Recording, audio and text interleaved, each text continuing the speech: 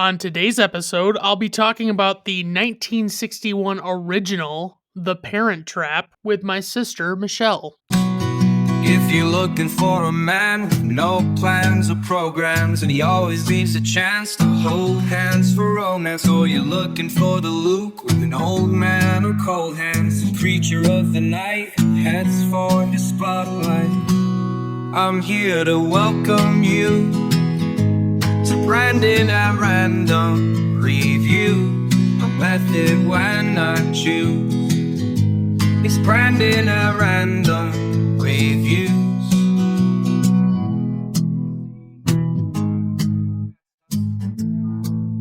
All right, everyone. Welcome to Brandon at Random Reviews, covering one unsystematically chosen topic at a time. If you like listening to a guy recap and review movies in weekly episodes, then look no further. To keep up with the newest content, you can find Brandon at Random Reviews on most major video and audio platforms, as well as all popular social media sites. If you enjoy this, please like and subscribe. I use listener engagement as a way to convince my estranged parents to get back together after moving to opposite sides of the country and taking one twin apiece with them. Wow, that was a really long one. Okay, so as I mentioned, my sister is on this episode with me, as she has been before. Feel free to say hi, Michelle.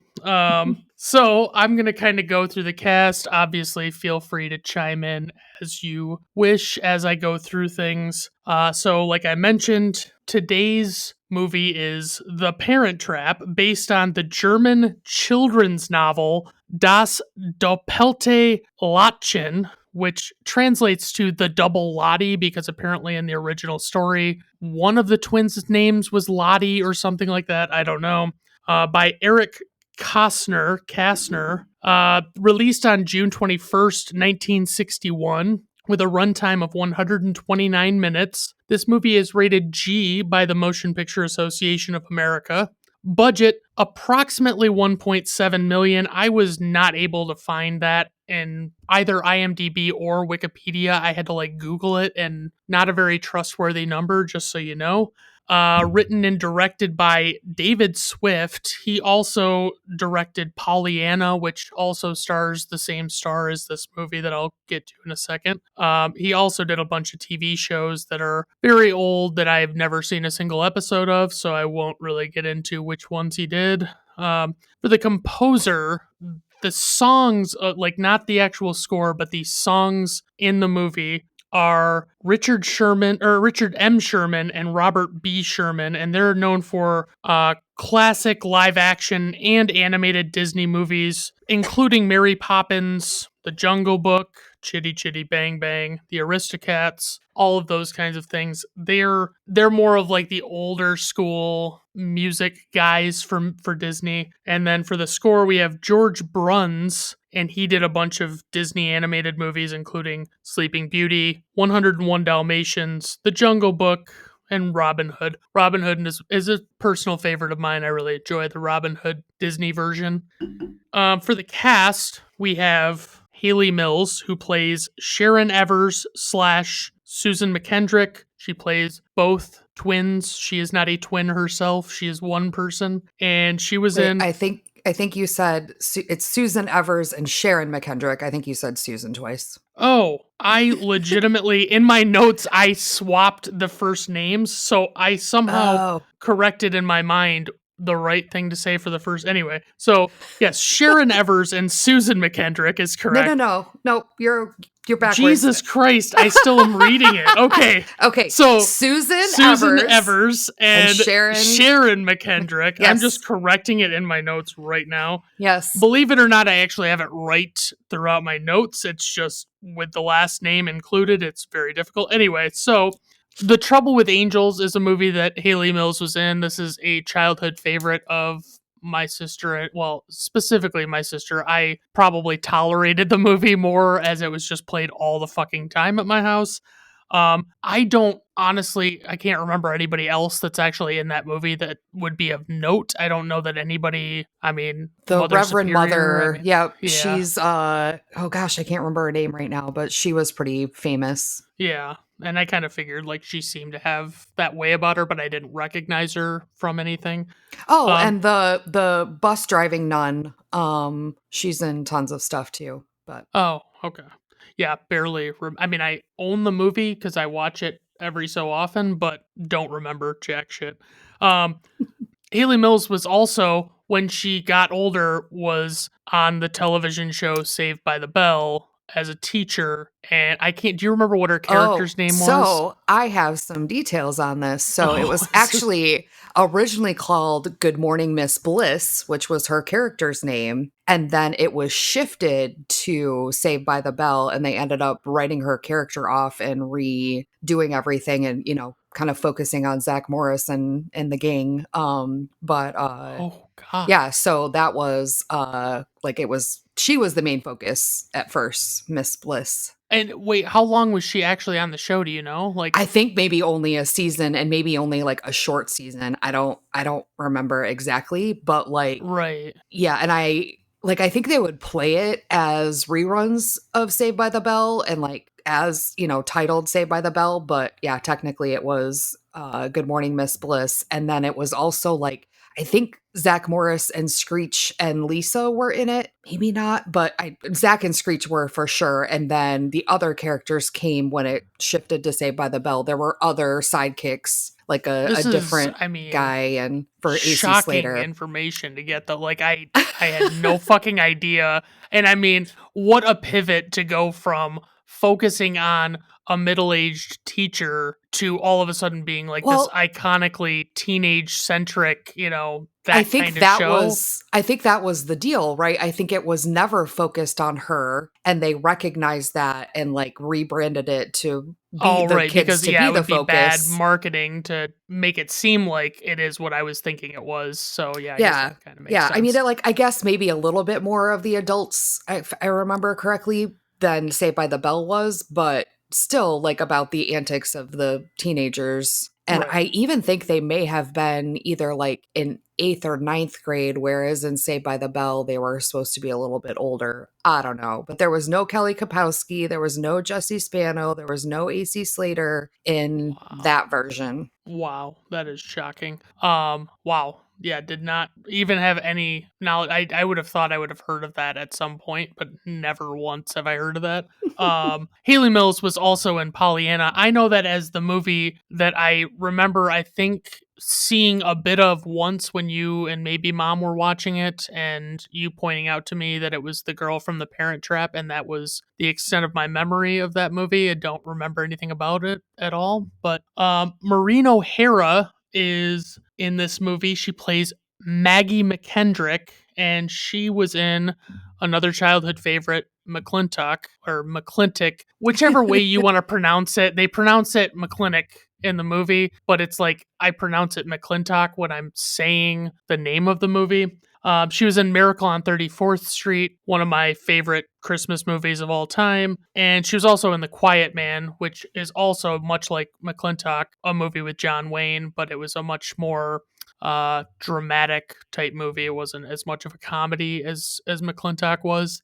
Brian Keith he plays the dad. He plays Mitch Evers, and he was in Young Guns, which would have been much later than this by almost 30 years. And I honestly, I tried watching Young Guns, and the acting I thought was so bad in it that I just could not get through it. And I don't know if maybe I was just in a weird mood that day. It was really not a fun watch for me. He was also in The Wind and the Lion. I don't recognize this guy from anything else. Like I remember him being in this movie. He's very distinctive in my mind as being in this movie, but not an actor that I recognize as a person from other things. So um just kind of running through some of the rest of the cast that are, I don't really have any titles, credits, or anything that are associated with them.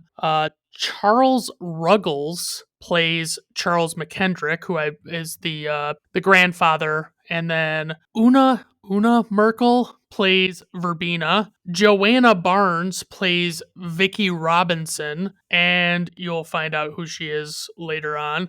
Um, For casting notes, this film was part of a 5-film deal between Haley Mills and Disney, and I guess the deal was that for 5 consecutive years, every summer, Haley Mills was shooting movies for Disney. And honestly, I looked a little bit at what some of the other ones were, but like these live action Disney movies from this era are not like memorable, or like they don't get talked about, I guess I'll say. Like they don't have like as much cultural significance as like the animated Disney movies of this era. Let's see, for the plot synopsis. So I didn't even look at the IMDb version because I knew it was going to be trash, but this is my synopsis. 2 twin girls who were separated shortly after birth, sometime, it's not exactly clear when, as part of their parents' divorce, happen upon each other at a summer camp and plot to get their mom and dad back together by switching places. That's about the gist. I'm not going to get into... I copied and pasted all of these fucking taglines, and I think it might have been a similar story when we did Seven Brides for Seven Brothers, when it's like the taglines of decades ago were so uncreative and terrible that I just can't even get. I mean, there is one that particularly annoyed me though. And this is okay. This is what it says. Okay. Blondes and redheads don't mix. Dear old dad found out the hard way. What is What? yeah, that's a tagline from this movie. Oh my god. And I'm like, yeah, so it's just all these dog shit fucking taglines that don't actually really tell you anything about the movie. And it's like, I think taglines are kind of useless a lot of the time anyway. It's just, they should be better than this, and they should be less generic. All right, so I think, are you ready to dive into the plot of this motherfucking movie, Michelle? We sure are. Okay, so I forgot that this movie has this really bizarre opening credits scene with a unique song, like a original song, I want to say. And it's like claymation. Yep. And it's like really early claymation before like Rudolph, I think. I can't remember what. Or right Rudolph around the same time. Yeah, it would have been like a few years probably before Rudolph, but it's quite odd. And I tried not to think too much about it as I was like watching it, because I was really worried if I started taking notes about everything that was going on in it, I was just going to go completely insane. So like I say, it's got the title song, the Parent Trap song, I guess, and it's just kind of like portraying what's going to be happening in the movie, kind of, sort of. Yeah, that's what I thought was weird about it, is it's like basically doing a synopsis of the movie. Right. But it also, like, what bothered me was that the 2 girls in it are not twins, so it's supposed to be like a parallel sort of thing. Yeah. And then because their names are different, all of that sort of stuff. And then apparently it's Annette Funicello doing the song, and the other guy from Babes in Toyland, of which I've never seen because it looks terrible. You know what I've seen? I have seen the remake of Babes in Toyland from the 1980s. Do you know who's in that? Sure don't. Keanu Reeves, Oh, your favorite, yes. Yep. and Drew Barrymore when she was much younger. Oh, interesting. It is far worse than you're even picturing based on that. Yeah. But it's really bad. Really fucking surreal and ridiculous, off the wall, stupid shit. But Annette Funicello was a member of the Mickey Mouse Club, so she was, pretty famous for that. And I most famously know her for being nonsensically referenced like 30 times in the movie Grease, that I don't know why she gets brought up in that movie. It's like, hey Rizzo, what are you doing out without a net? Why is that referenced so frequently? I don't know what it's about. Like, it's like they picked a random name from the era that they were portraying, and they were just like, hey, everybody must have been talking about Annette Funicello every chance they got, right? Like, this must have been what was happening. Yeah, that's what I always assumed, that in 1950s, Annette Funicello was on everybody's mind all the time. Naturally. So the actual movie kicks off at this summer camp, like I mentioned. It has Sharon arriving in a pretty fancy car. It's pretty clear that she's kind of wealthy, or her family is, I should say. And she has this long blonde hair. It's like halfway down her back, I want to say. probably be the length of it. She gets out of the car and the chauffeur hands her 3 separate items. And one is allergy medication, another is insect repellent, and the third is a poetry book. And you know what I was thinking as he was doing this is, hey, you know what a great place would be to put all this stuff is in her fucking baggage with the rest of her shit. Why is he handing this to her? Yeah. It's clearly just like exposition to show Right. what kind of life she has, what kind of person, all that stuff. It's also to set the stage of like her grandmother is really controlling, Right, Because yeah. he's saying like, your grandmother said, or whatever. Right. But I thought the exact same thing. I was like, why is he giving her all of this stuff? And then she's like trying to like balance it all with her, baggage, and It was it's so very confusing. weird. So, and I'm sure, so she checks in and she makes a specific point of telling the woman checking her in that she was told to ask to make sure that her sleeping quarters would be well ventilated because her grandmother told her to ask. And it's like to your point, it's the overbearing grandmother, all of this stuff, and it's like they hammer that point home so hard, and within like 30 seconds of each other they're mentioning this grandmother so many times that it's like, okay, we get it, the grandmother is this kind of person. So Yeah. the woman, I can't remember, I struggle differentiating these women that are running this camp. I can't remember because I know there's Mrs. Inch because it's Camp Inch, Yep. but I can't remember who is who because earlier on I wasn't like in tune with what their names were. But this woman that's checking her in shows Sharon around a little bit, and she takes her to her bunk, and then she meets these 2 bunkmates that she's going to be staying with. But shortly after this, she gets in line to get food, and she tells the girls that she's not allowed to eat candy because her grandmother says it will rot her teeth. And I'm like, oh, yes, all right, sweet, thanks. I wondered why you wouldn't eat candy. So as she makes her way down this food line, she encounters a girl who looks remarkably similar to her, but has short hair, which I have noted here is also awful because I hate both of their hairstyles so much. Absolutely. I cannot, like, Sharon's, I might argue is worse. Like, Yes. it is so, there's so much more of it, and it is just all over the place, and I'm just like, what is this hairstyle she's got going on? I mean, like, I don't understand. But anyway, so Susan is the girl that she sees in line, and basically it's like she's got really close cropped, like, I don't, is there a name for this hairstyle? I mean, it's very short, but I don't know. I don't know. I mean, because isn't it like kind of similar to the one they always talk about from Rosemary's Baby? What's her name? Yeah. But it's not a pixie cut. It's not a... No, it's different. I mean, it is different. It's that kind of shortness, it's like, Yeah. it's longer than most men would have when they have their hair short, but it's like that. So, basically, so this is what my note says, and I need to have a conversation with you about this right this instant. Okay, so can you imagine for just 1 second just putting yourself in the shoes of either of these 2 girls and legitimately, like, just being at a summer camp, you're already kind of out of your element, and you see a person who not only looks similar to you, and it's like, oh, that's crazy. It's like the exact same looking person. It's not like one of those things where somebody saw somebody and they're like, oh, hey, they look just like you, and they look nothing like you when you see them.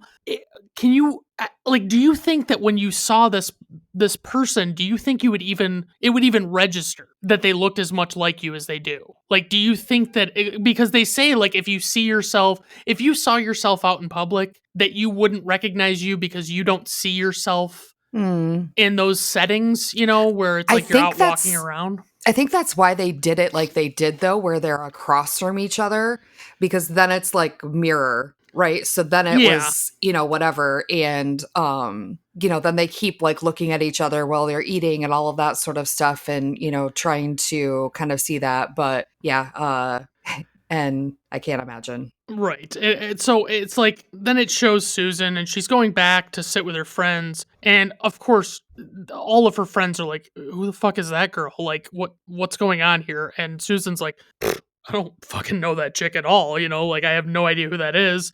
And suddenly, one of the friends suggests that that Susan disfigures Sharon in some way to basically like fucking up her nose or something. Yeah, she says bite her nose off so she doesn't look like you anymore. Yeah, like what? Okay, yeah, that's a rational response. Right. Like, okay, so But also, like, what is the problem that they look alike? Like, right, and it's so weird. Yeah, there's no logic in it whatsoever. But I guess it is. It's like it's just teenagers, and Yeah. naturally, whatever their animosity will, whatever at every situation. So Miss Inch, who is the person that runs this camp, introduces this man who runs a nearby boys' camp, and this is I get such a vibe from these adults talking in front of people that, like, I know they're playing up the humor of them being really awkward, but all of them act like They've not never only talked have to anybody. they've never spoken in front of a crowd before, and like somebody just told them 30 seconds ago that they were going to have to do this. Like, they have no game plan whatsoever. Yeah, And especially so, the leader of the boys camp that comes up. he is just very super weird flustered. and right. And so basically the whole point is that I think this is the same moment where they're announcing that they're going to have a dance. Yes, because remember, he gets up and he says, "What a crackerjack troop of girls we've got here," and I'm like, what does that mean? It's such a, and I honestly, that is what I love about watching movies from different eras, especially ones like this, where it's like, wait, was that a thing people would have said that? No, or I was don't that think a writer's was. interpretation of what they thought people would say? No, I think it was to show how awkward he was. He had to say something ridiculous. And right. Yeah. That's fair. That's probably reasonable. So Sharon very innocently asks Susan later on. So they're at this. Sharon and her bunkmates are sitting on this dock, and they see Susan and her bunkmates rowing up on a canoe. And like, this is a very innocent question by Sharon. It's just like, hey, have you noticed that there's a remarkable similarity? Like, isn't this a little crazy? And Susan turns this into like, basically, let's call this girl who's just asking me a question, say that she looks like Frankenstein, even though this is the. This is you're basically saying that to yourself too. Exactly. Like, you're saying you look like Frankenstein, and it's not clear if they mean Frankenstein or Frankenstein's monster. I assume Frankenstein's monster, but right. It is what it is. But so basically, one of the friend that's closest to the canoe is so insulted by these remarks towards Sharon that from the dock she like kicks the edge of the canoe, and the canoe capsizes and flips over, and all the girls fall into the water. Susan and her bunkmates, they fall in the water. So Dan was watching with me at this point, and he's like, yeah, they kind of deserved that. Yeah, they really did. Like, that was the thing, is like, they were rowing toward Sharon and her friends. Like, what was their game plan? I assumed it was because they were trying to get back to the dock or whatever, but yeah, they're just kind of in that realm. Yeah. Mean so Girls sort of situation. Right. And so naturally, it was just like, that this isn't over, because this is quite the, interaction that they have. So that night, Susan and her friends / bunkmates, whatever you want to call them, they sneak into Sharon's bunk and basically just, I can't even, so they're dribbling shit, but it doesn't really show a lot of what they're doing based on what you see the next morning. Yeah, but so they're taking giant jars of honey and putting honey all over them. They're putting toothpaste on them, like up their arms and stuff.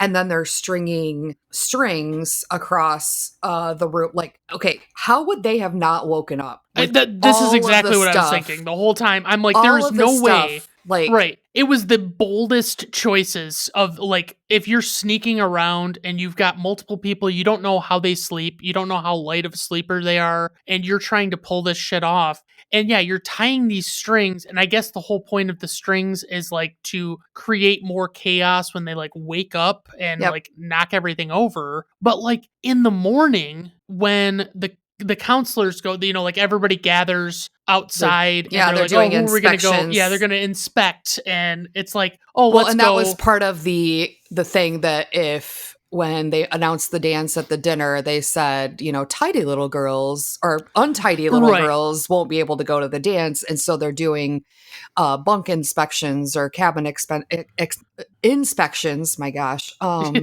And so, of course, Arapaho, which is the tent that Sharon, Betsy, and Ursula, which we didn't get to talk about their names yet, but their names are Betsy and Ursula. We never find out Susan's roommates' names. No. But Betsy and Ursula are Sharon's, and yeah, so they go in and do the inspection. But what I think you're going to say is like there are buckets of water when they wake up that trigger and fall on them. There's like sticky shit all over the floor, and I Right. don't know what that's from. There's like grass clippings, and like where did they get all of this stuff? Like, Right. And how do you yeah. get that much string? Like, I can understand you might have some string or, you know, whatever. I can Yeah. understand that you might have toothpaste. But like giant things of honey, did they like go to the kitchens and steal those? Or, yeah, Yeah, doesn't, it's very unclear. But yeah, of course. So, you know, they walk in and it's just complete disarray. And these girls are already up, but they are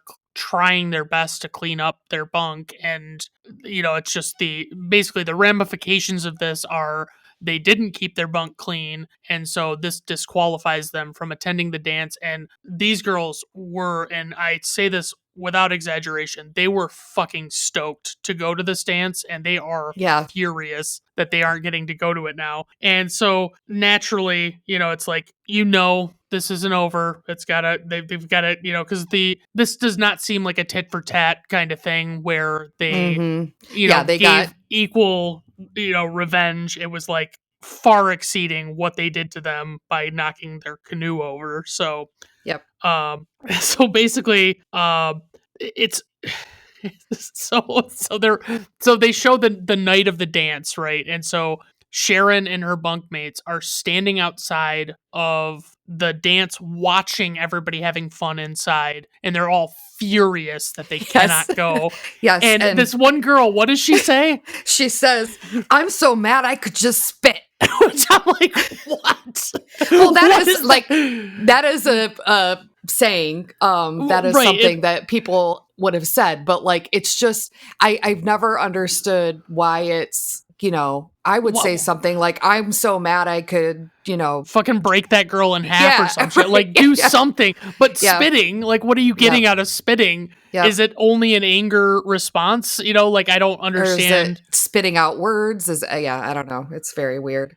Right. And So so it's safe to say she's exceedingly mad, and so are the other two girls. And they come up with this idea, right? So you don't obviously, you know, you it's a don't know movie, what the so idea yeah, you don't know what the is. idea is. You just know they're hatching a scheme. And so you see it cuts to Susan, and she's had been dancing with this boy, and the two of them come out onto this deck basically, Hmm. and Susan is leaning against the railing of this deck. Well, And hold on. She says something before we get to that point where she's like, uh-huh. "Oh, this camp is so juvenile. They won't let you wear perfume or lipstick, and I just can't live without my lipstick." Susan is the tomboyest tomboy Right. ever.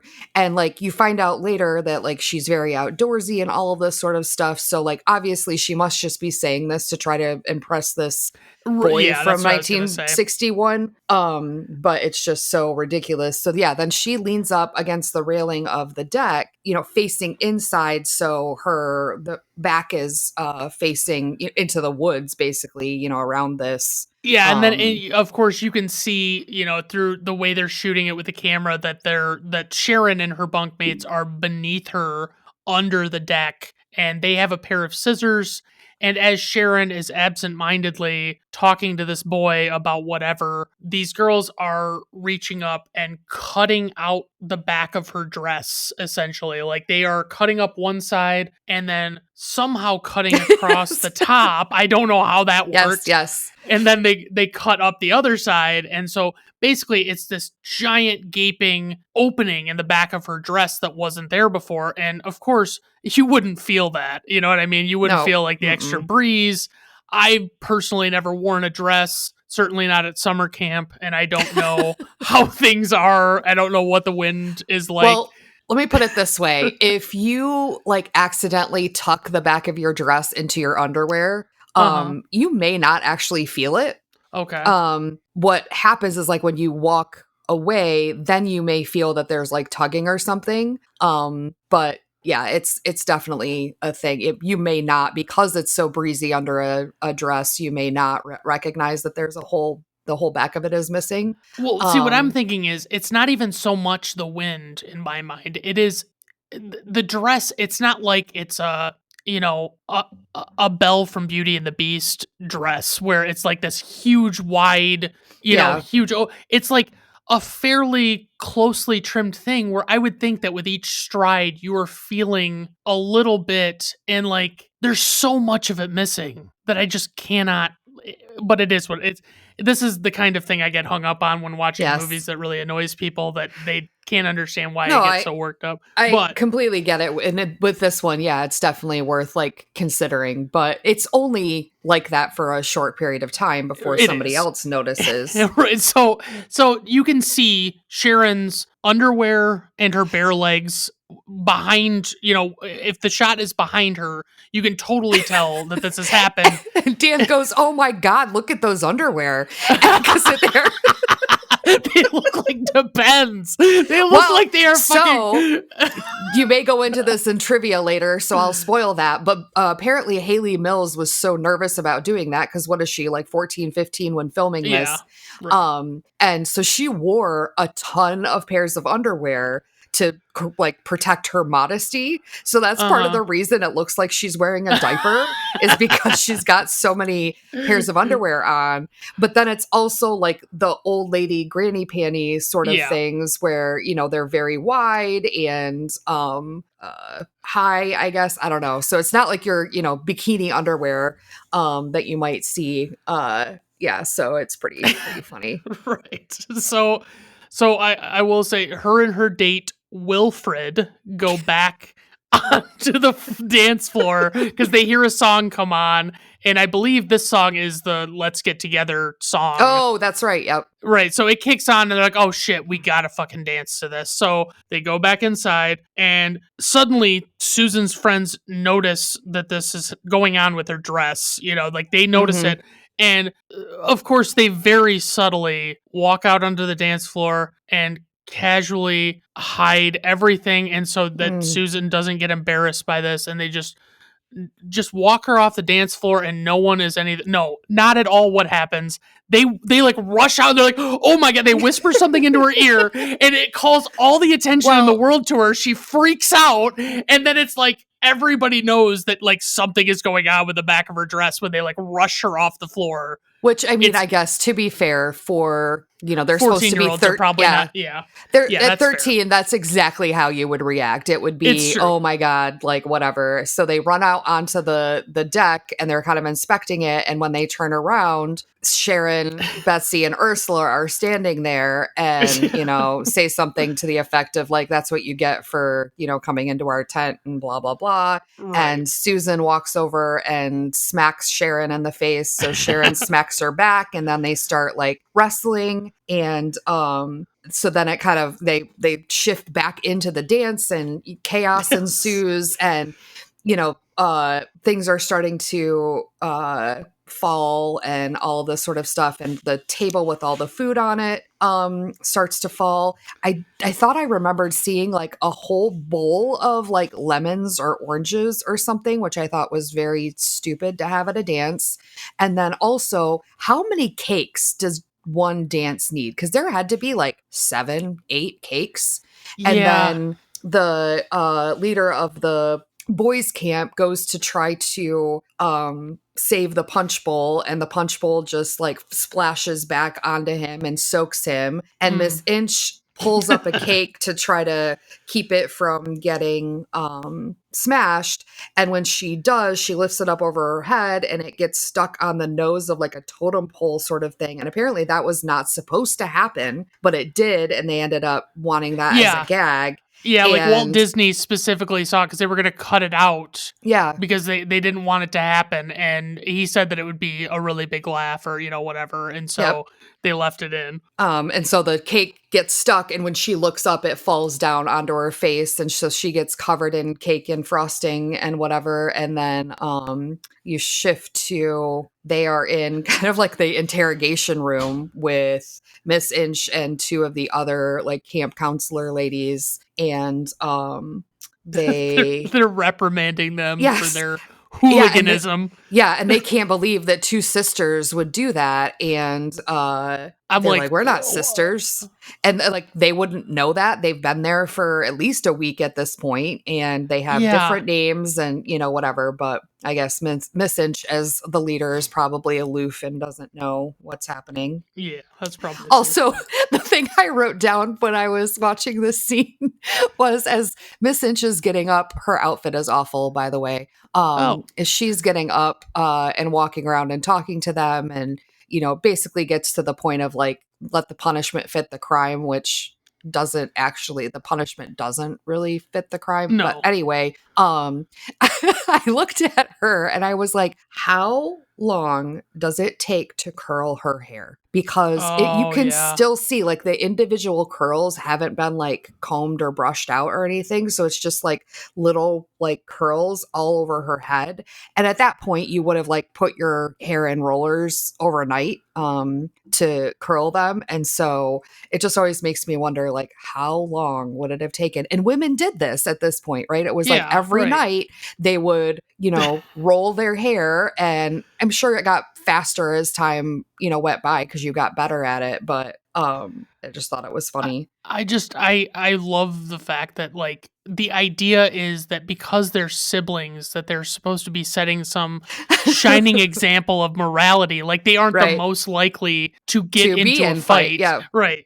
Because they are more comfortable with their siblings than others. But it's just one of those things where it's just like, okay, I guess that's what we're going to say here, is that's what we're thinking. So the whole punishment fits the crime thing, like you said, it's like, oh yes, you wreaked havoc on this dance one night and you created a huge mess and you fucked a whole bunch of shit up, and then it's like, oh, for the remainder of whatever amount of time is left in this lengthy summer camp, you are stuck with this other person that looks like you, that you are positive is not your sibling, and you have to spend every waking hour with this person virtually, other than a few exceptions. And I mean, wouldn't the punishment fitting the crime be like, you have to clean the entire area where the dance was, and all of this stuff, right? Like you're going to be out with a toothbrush scrubbing the beak of the totem pole to get the cake off from it, and all of that sort of stuff. Yeah, and I do want to mention, because we start getting a lot more of these moments now where Haley Mills is on screen with herself at the same time. And honestly, I remembered it being a lot shittier, and I don't know if maybe it had been like remastered and touched up or something,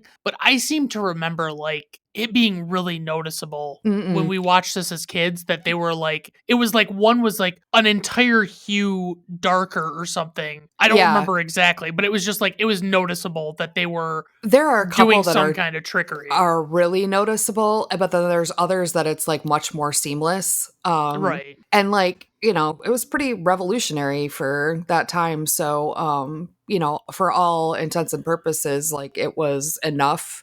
Looking at it from 21st century standards is hard, but I mean, even when we were watching this in the 80s and 90s, it was still like pretty impressive. But yeah, there were definitely a few scenes where it was obviously like different lighting or something that some wasn't kind of continuity consistent. had not happened. Yeah, exactly. And what I mean, I don't know. Obviously, I don't know what the crop of twin actors would have been at the time, but I'm baffled that they went to all the trouble instead of like really seeking. I don't know how much they Mm. sought out any I twin think, actors that yeah, could but I just think do that it. was part of it too, was like they wanted to see what they could do with this. And that was part Right. of It the was almost draw like of the it. novelty of it. Yeah. Yeah, And because I mean, so it even says like in the opening credits, it's Haley Mills, and then a second later it goes and Haley Mills. Like that was, I think, part of the shtick. right. And so obviously a lot of this, and I'll get into a little bit with the trivia section, but like there was obviously a body double in a lot of these Hmm. moments where it's like it wasn't necessary. They weren't showing Haley Mills's face and they could do it with a body double and she didn't have to shoot the scene separately or whatever. But that goes Yeah. on a lot in this movie, especially, obviously when they're both on screen at the same time. So, yeah, basically these two have to bunk together, and when they Um, eat, they have to sit at the isolation table. so then the next thing after they have their interrogation room and she says the punishment fits the crime, whatever, they trek them up to this like really isolated cabin, and Yeah. everybody in camp follows them. Yeah. And then they do like this whistling song, which I think is like a famous song, but It's got to be. Yeah, I've heard in every way too time, many things. yeah, but it always gets in my head every time I watch this movie or think about this movie. And yeah, so they get up to their new cabin. You see them eating together at the isolation table and trying not to look at each other. Which, by the way, it's not just the isolation table. It is a table that also has a giant sign on it that says Yes. isolation table, in case Yep. you were confused Yes. by the other tables with twins sitting at them that are the girls that destroyed the dance. Like, in Yeah. case you're confused, this is what's Well, going on. I think every other table was like a big round table that would fit like, 6 or 8 people, but this is just a 2-person table. It's off in the Yeah. corner. And all of that. I'm sure until they're sitting in it, it's probably not 100% clear, and they don't want people to Yeah. sit in the wrong table. So I guess that makes sense. So basically, it shows them doing things, and at one point, the only time that they're apart, it seems, is like I think it's Susan is Yep. showering with Yep. her old bunkmates, and she's just bitching about how much it sucks, and all this, it's just so awful what they're having to do and all this stuff. And so it cuts to one night, it's like the two girls are in their bunk, and It's actually in the morning because they talk about going for lunch later. So like oh that tells god, you, so it's okay. like a rainy morning. My question about that is, if I understand that they're at like a 5 or 6 week long camp and they probably don't have activities scheduled at every moment, but it rains places. And so I would assume that there would be things that they would be expected to do when it was raining. Like, I don't Yeah. imagine you're going to have a lot of free time. No. Maybe an hour a day or something like that. Like, you finish with your activities and before dinner you have some free time, or, you have some free time to go shower or do your laundry or, whatever it is. But like, there's probably stuff you should be doing, but it's raining and they're just like hanging out in their bunk together, which I mean, I guess for the movie, they need to have some sort of time for them to do this, but it just seemed interesting. Yeah, it is. It's very. I noticed that was a little bizarre because I'm just like, what? I didn't. I never really went to many summer camps as a kid, but like, I know that that's got to be a big thing with summer camps, is that you're keeping the kids busy and you're not letting them Yep. just lay about and whatever. Right. And so it's storming outside, and as Michelle said, this is the morning. So Susan is hanging up pictures in their bunk, and suddenly there's this huge gust of wind and it blows all these pictures around. And so this is like the breaking of the ice moment between the two of them, where they're not just like not talking to each other and ignoring each other. And Sharon rushes over to help Susan pick up these pictures from the floor. And so like she helps her close the window where all of the the wind's coming in, blowing these pictures around, and she starts picking up these pictures. And who is this dreamboat that she picks up a fucking picture of and shows it to Susan, thinking it's Susan's boyfriend, but Ricky Nelson, the classiest of all. I mean, just what a a transcending of time that choice was of Ricky Nelson, because like I assume almost no one now knows who Ricky Nelson is, but maybe, you know, like older Yeah. folks, but like it's just amusing because she's like, wait a minute, you don't know Ricky Nelson? And I'm like, oh God, like I definitely had no idea who Ricky Nelson was when I saw this movie the first time. Yep. But so basically it's pretty clear that Sharon is quite sheltered from Mm-hmm. pop culture, and she, you know, we didn't really establish this, but Sharon lives in Boston, Mm. and Well, this is actually where you kind of get all of you that do, right? information, right? So apparently Susan's extremely boy crazy, which is really interesting. Uh-huh. And then they start talking about things with each other, and Sharon gets goosebumps. And they talk about, you know, Sharon's from Boston, and Well, and Sharon explains that her goosebumps are like almost a premonition of sorts of like yep, something huge something's is going on. happening. Yep. Yeah. But she just kind of, you know, do you ever like I just got goosebumps, whatever, which you find out more about momentarily. And then Susan starts talking about where she's from, and she starts showing her pictures, and Susan's just babbling on. And Sharon's looking through Susan's photo album, and she turns the page, and there's a picture of a man, and Susan explains that's her father. And Sharon asks her about her mother, and Susan's like, I didn't know my mother. And then it kind of flips, and Sharon starts talking about herself, and, you know, says she doesn't have a father. And then it stops raining, so Susan goes to sit outside, and Which remarkably, that fucking step that she sits on that is not well, covered is bone dry. I did realize that like she sat way at the back of the steps, so it may actually from like the eaves of the cabin may have been Yeah. covered, but and so Susan had said like her dad used to have a picture of her mother on his desk, but he caught her looking at it and she didn't see it again. And Sharon But hold on a explained, second, yeah, because go. there's other things that Oh. another revelation is made that they have the same birthday Oh, before the right. picture. They have Yep. the same birthday. Each one of them has traded off not having a mother or a father, Yep. and it's like this huge setup And of like, that's more of yeah. why Sharon is getting the goosebumps. She's like, Right. there's something going on here. And so she's explaining that to Susan, and Susan's just kind of dense about it, is not seeing any of these correlations. And so Sharon goes and gets a picture from under her pillow, which is apparently where you keep pictures of your family while you're at camp, because they both were Yes. under their pillow. And then she shows Susan the picture of her mother, and Susan says, but it's my mother too. So, Right. oh, dun dun dun. And then Susan's like, oh, you know, now that you mention it, it seems like there was someone else in the womb with me, but I can't really remember too well. Like, it's just how like Sharon doesn't get her goosebumps when she sees a person that looks exactly like her. Yeah. She gets goosebumps when 8,000 pieces of information that right. align. Anyway, carry on. I'm sorry. At this point, I made a note that because I think they're together, and Dan kept coming in and out of the room when I was watching this, and he was like, "So which one's the poor one?" And I'm like, neither of them are. They're both fabulously wealthy, very, very wealthy.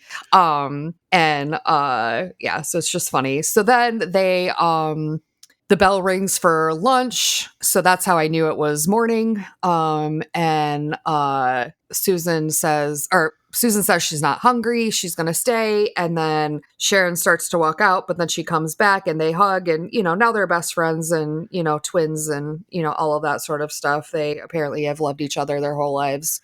And then you shift to them and they're eating ice cream. Well, one is eating ice cream and one is eating a popsicle. Sharon's eating the ice cream, and it's with like one of those little wooden spoons that like comes with the ice cream or whatever, because it's just one of those little cups. And like ever since I was a kid, I always want those little cups with the wooden spoon because of watching this movie. Like I just thought it was so neat. Well, and honestly, those, I don't want to oversell this, but those are fantastic. Like I really do remember, like, because I remember when in elementary school we had like field day and we'd get like a box lunch as part of field day, and it came with one of those. It was like Yep. the little cup with a swirled chocolate in it, Yep. and you could eat it with the little wooden spoon that came with it, and it was, Yep. I mean, it was way better than it ever had the right to be, and it Yep. was just, yeah, but not because of this movie so much, because I don't know if I remembered this part of the movie, but yeah. Yeah. So then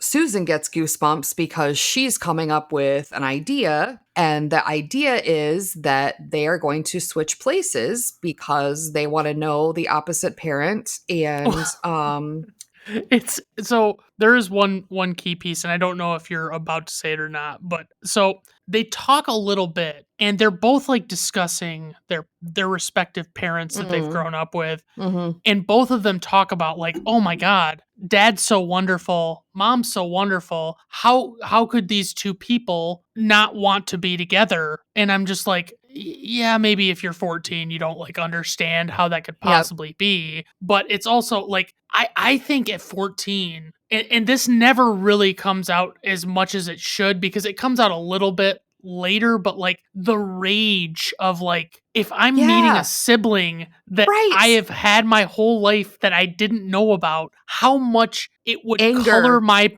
Yes. perspective of my parents, and think, Absolutely. what the fuck is the matter with them? How could they Yep. possibly think this is okay to do? Yes, I and mean, let's discuss that a little bit, right? yes, Because for sure. basically what you're kind of learning here is that I think when they were about a year old, Yeah. their parents got divorced, and they moved to separate sides of the, I mean, Maggie is originally, the mother is from Boston originally. So what it kind of sounds like is that they may have been in California together and then got divorced and she moved back. Right. What parent in their right mind would say, well, let's just split them up and I'll never see my other kid again. You'll never see your other kid again. They'll never see each other, but this is what's best. Like, what kind of thing is that? Like, I have And 2 cats.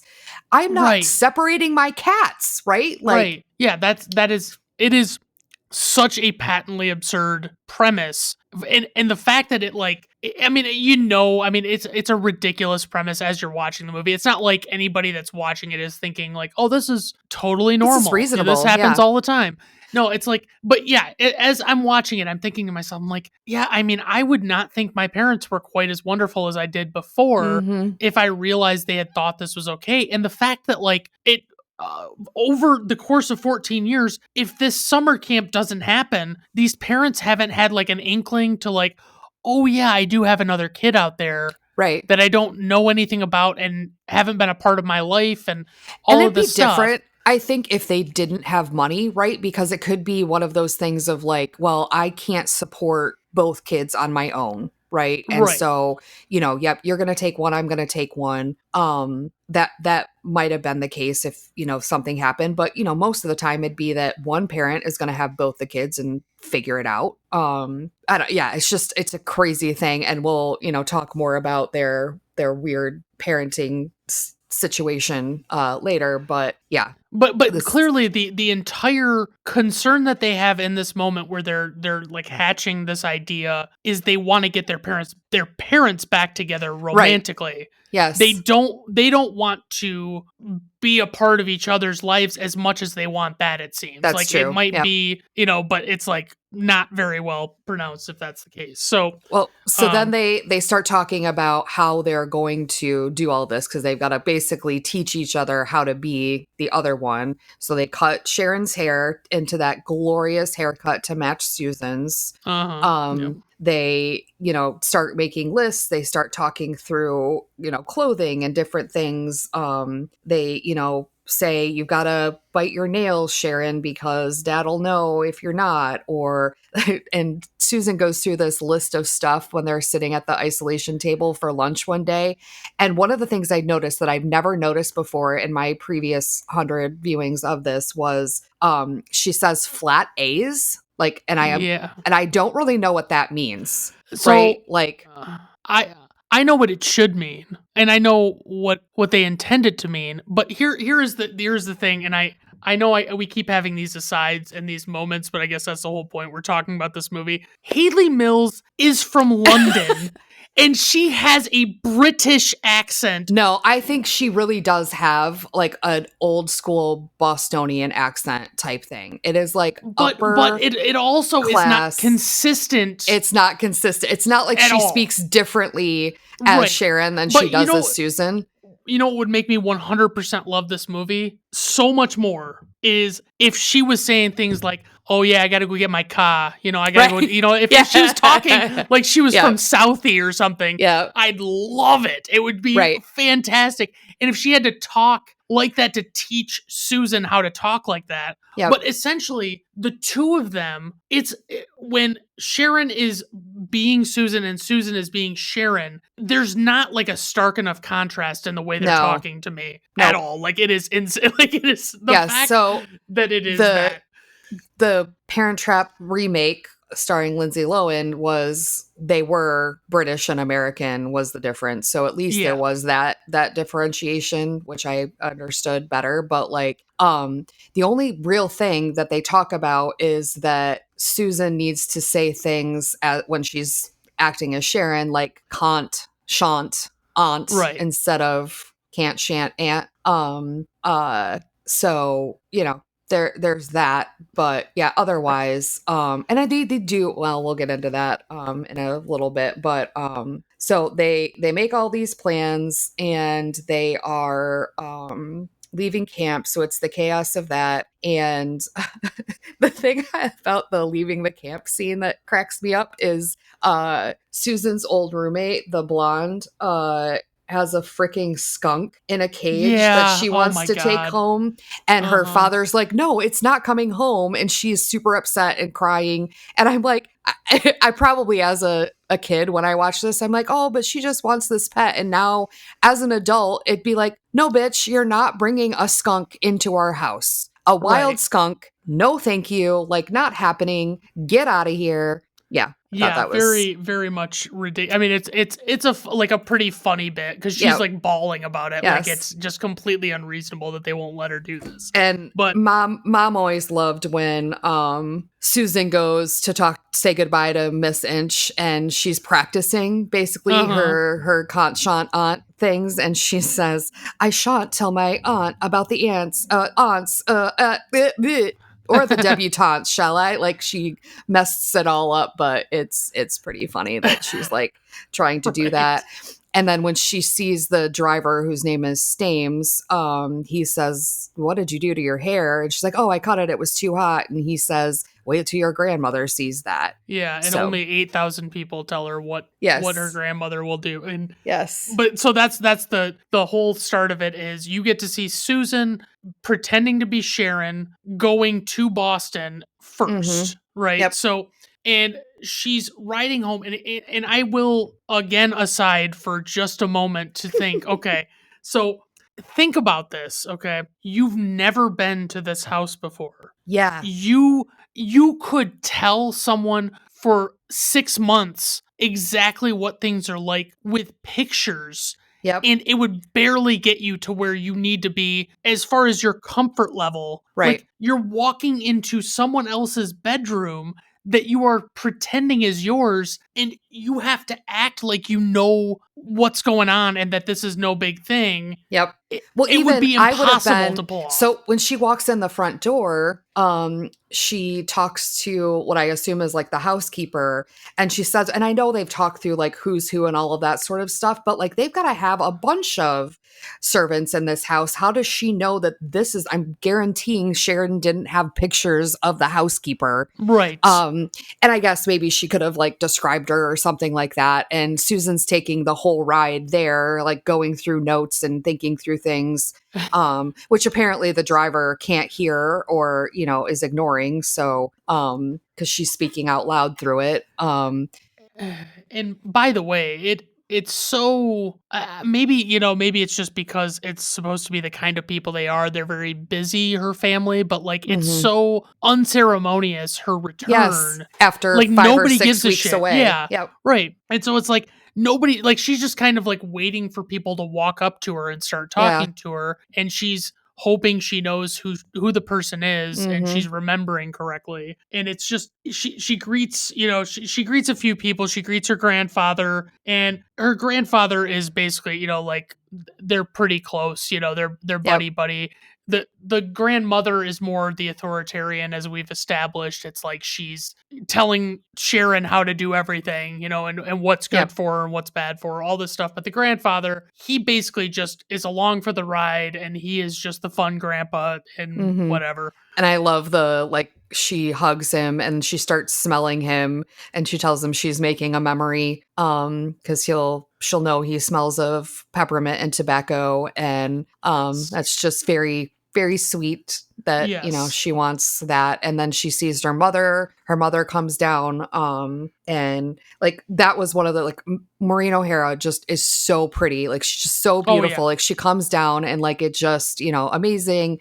The grandmother comes in and is like, "Oh my God, you cut your hair," and says, "Are you a boy or a girl?" And as I'm looking at this, I'm like, doesn't the grandmother have short hair? Like, you can't really tell This if is it's like, 100% what everyone should think when they watch this. yes, Is isn't this grandmother really being hypocritical of this fucking hairstyle, because she literally has virtually the same exact one but gray. yeah, I mean, that's yeah, all. It's right. like, Like, because it's not even one of those things where it's like she's got it, pinned up in the back or something.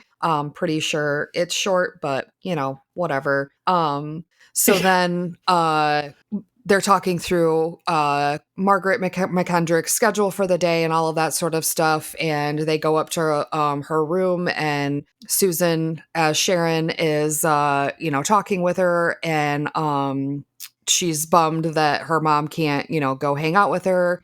And she says something of like, "Well, I just wanted to ask you how long you would wait before you got married." um and that like shuts down everything. And of course, I mean, is that like a "I'll cancel my plans for the day" sort of conversation? I mean, I do think it's shitty that the day your daughter is coming home from 6 weeks away, that like you can't reschedule some things, but right. like Yeah, like you didn't yeah, plan around that at all. Like your right, I don't scheduling know, did not account for it even a little bit. yeah.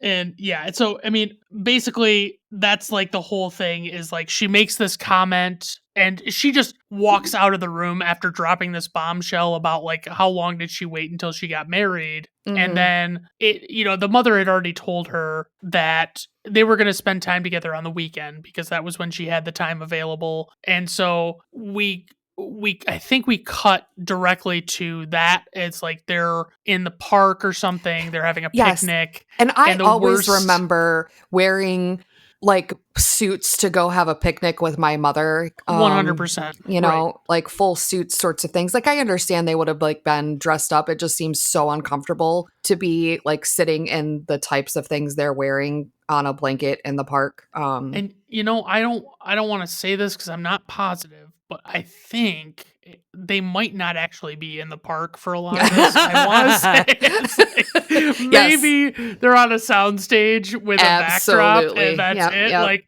and so This there are is there are a early couple green moments. screens. Yes. Oh, Yep. it's so, yeah. And it's like I mean, I wouldn't be surprised if it was not green screen and it was like a projected, or like I should say it was green screen. It's just not Right. green screen as I The think of way it we know today. it. Yeah, yeah, Yeah. And yeah. so like it's like there's a Yeah, few key shots where it was like probably body doubles that are actually at this park. Like it only shows them maybe. Yeah. from behind or something, but like it doesn't look so green screeny in those shots. And they're talking at this park about, obviously Susan is like wanting to dig to find this information out, because that's what Sharon made it clear, that's really important. They got to like talk about what the first date was like between their Mhm. parents. They want to do something with that, and you don't know quite what yet. And basically it's like this really fucking awkward thing where Maggie, the mom, is remembering the date and she remembers the song,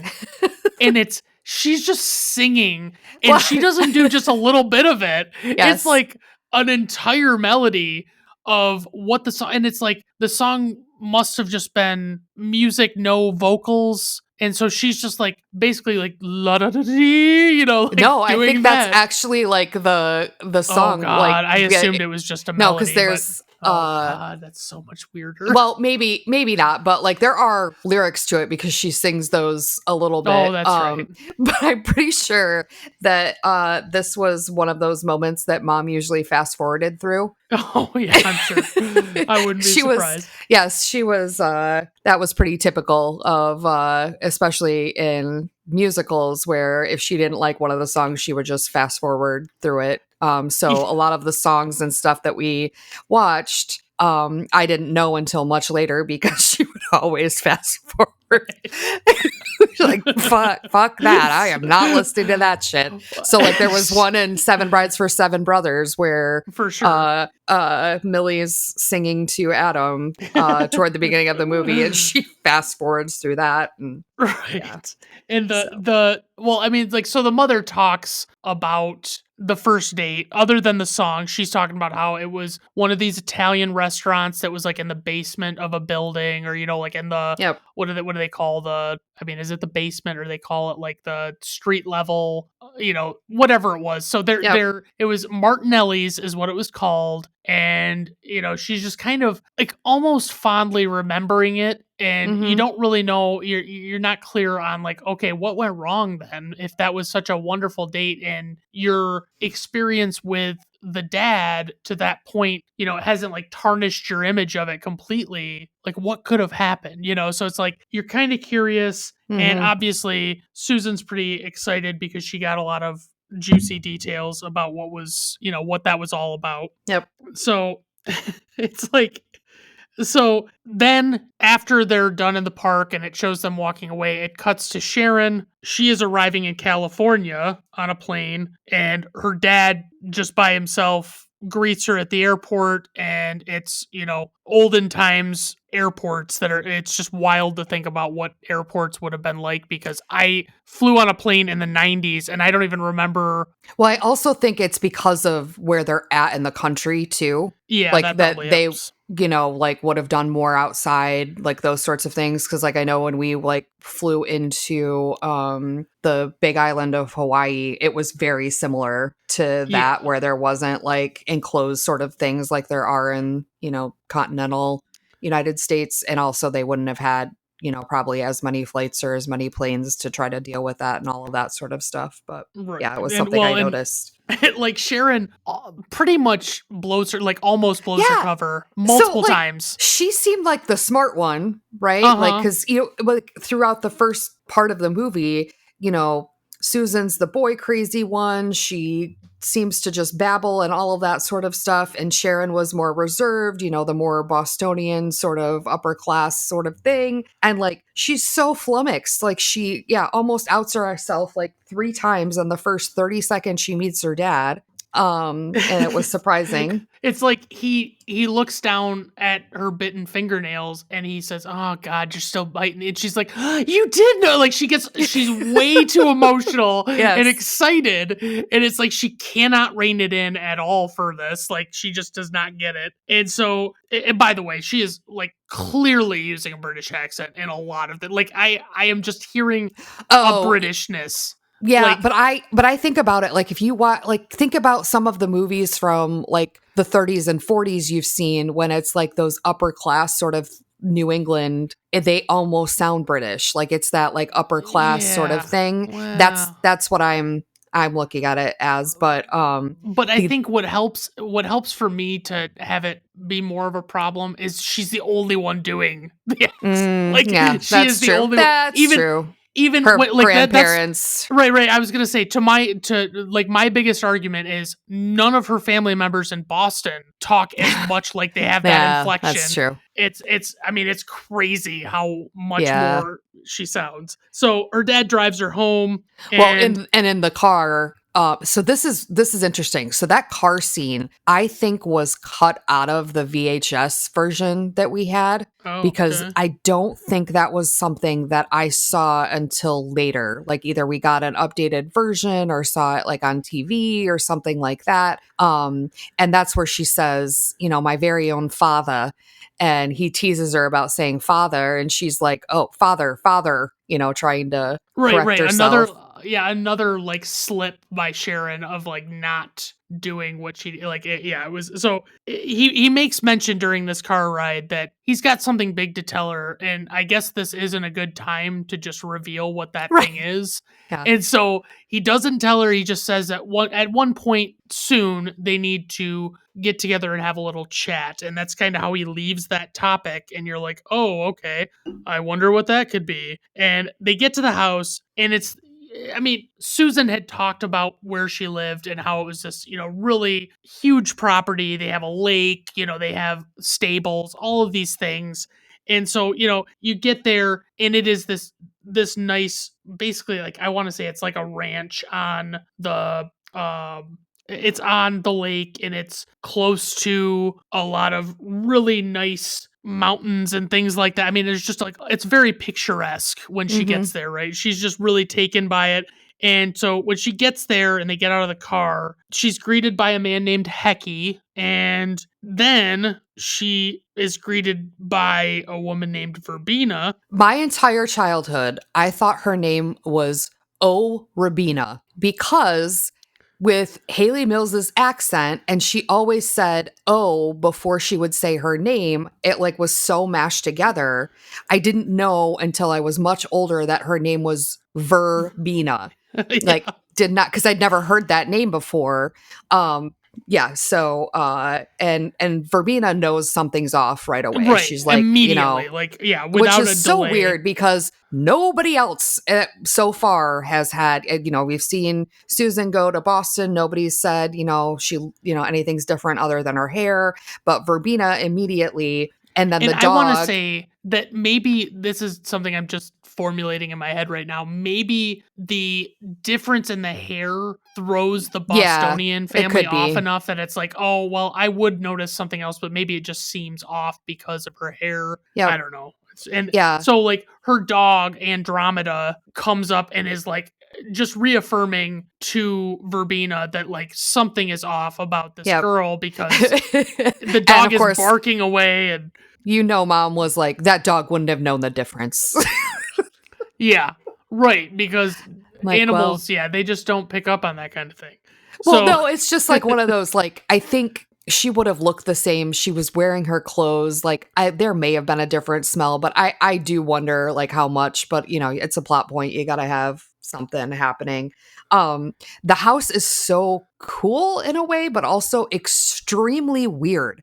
It's like an yeah, indoor outdoor thing where it's like the hallways are exposed to the elements. So basically, like, it's the only yeah. thing I could think of is like Winterfell, right? Where So, you're like I don't outside going between different I areas was and trying to stuff. wrap my head around it because it was so bizarre, like you're saying. And I read something, and I think I might mention it in the trivia, but like there was something about like other studios or other productions wanted to know where they shot this because they wanted to be able to shoot in that house because it was so Mm, open and it was yeah. easier to do the cinematography. But Yep. apparently it was mostly not a real house. Like it was mostly Right. stages and things like that, so it wasn't Yeah. really real. And but it looks, I mean, for as nice as the property is and as wealthy as they seem to be, the house is just very bizarre to me. Like you would just think it Hmm. would be seem bigger than it is, and Well, maybe and it's just that's, vast, like it yeah, maybe spreads there's out. like wings or different things. I don't know. Like it's very, very bizarre. And then at 3 o'clock that morning, Susan's alarm goes off in Boston, and she runs downstairs and the phone rings, and it's Sharon calling her from California. Oh shit, no, Yeah, you they miss. have to meet Vicky first Well, before, kind of. So or he it talk doesn't about quite it. pan out. Yeah, like so basically it's like they it's like alluded to, and I think Sharon just overhears Vicky's voice Right. and asks Verbena about it, like, Oh, what's right. going on with that? And then you get the hilarious Verbena, basically gossiping completely, Mhm. unabashedly about this woman and what she thinks of her, and then capping it off with, but it's none of my never mind. I don't say a word. Like she just keeps saying That's that her. it's not none of her business. It's not for her to talk about. But by the way, I fucking hate this bitch and I want her Yes. dead. Like Right. that's kind of the And thing. your dad is stupid for Right.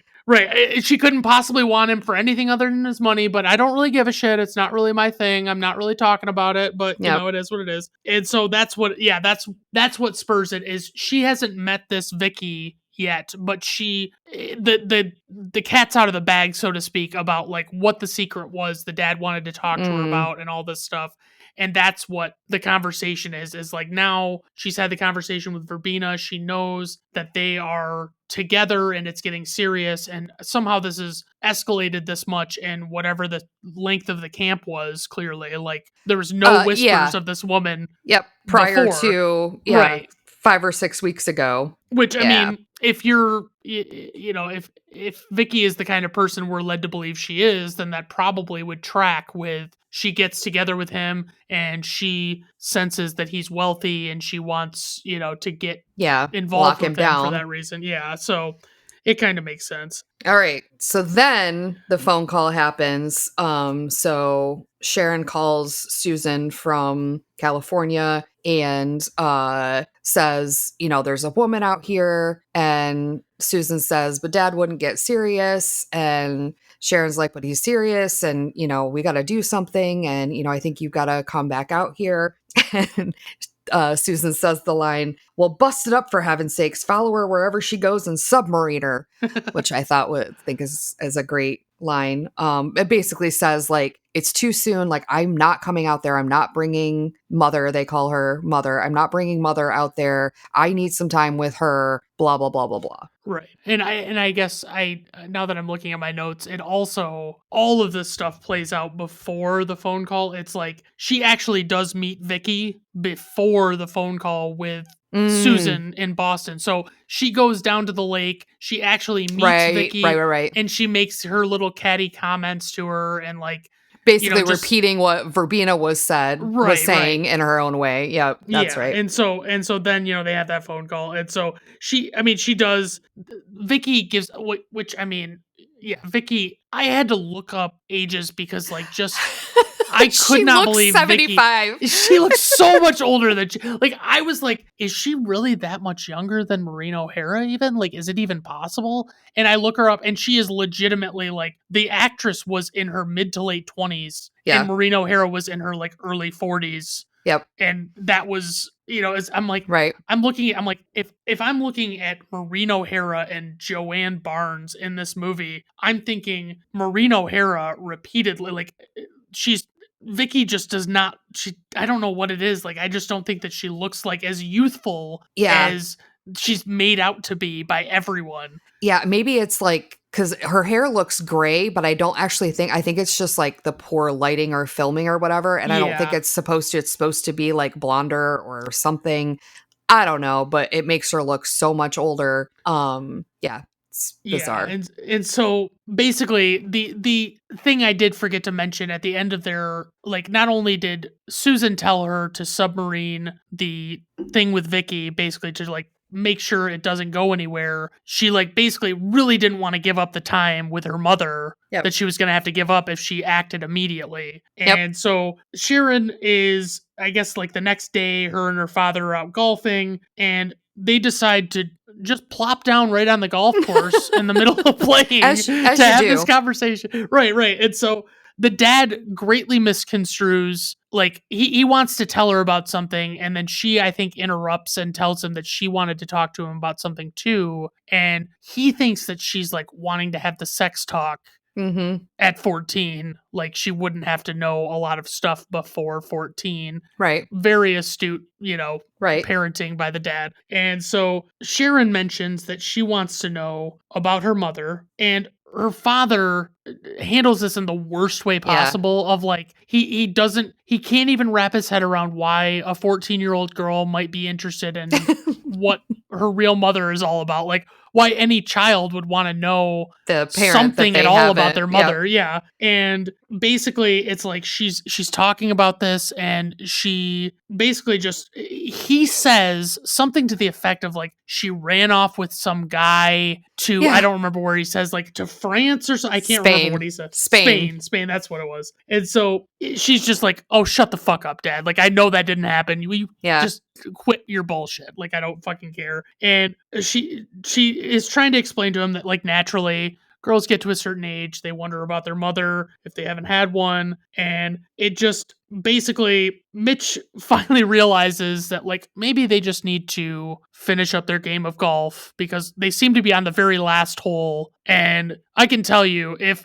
I was golfing behind these fuckers and they just plopped down to have their conversation in the middle of a hole and I was waiting for them to go, I would be furious. Mm-hmm. But finally they finish up, they walk up to, I mean, it's the clubhouse, the country club, whatever it is that where this golf course is. And Vicky is sitting there with who I guess is her mother, Edna. Mm-hmm. And Edna is really fucking laying it on pretty thick, trying to like butter up Susan, well, Sharon as Susan.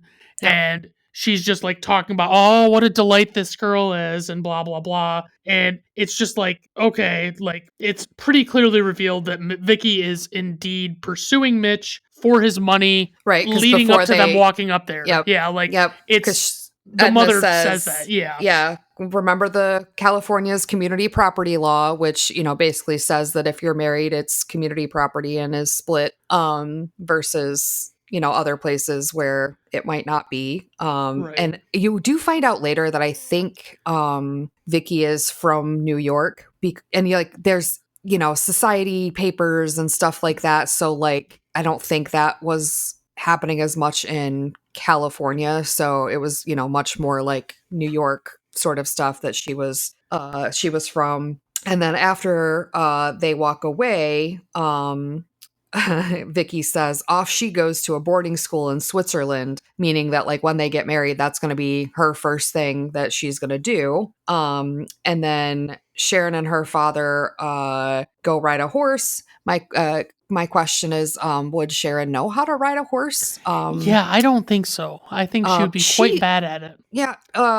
And then she gets back. She's, you know, pissed off, and because does he tell her that they're gonna get married, or like she knows that there's something going on with them? Like he asks her, yeah, what she thinks of Vicky, and then she does all of this fucking deflecting and dancing around the question like she doesn't know what he's asking. Well, but doesn't before that, Verbena overhears her talking to herself, and the music is hysterical. Like it's like the soap opera music, and then isn't this where she tells Verbena who she really is? Well, this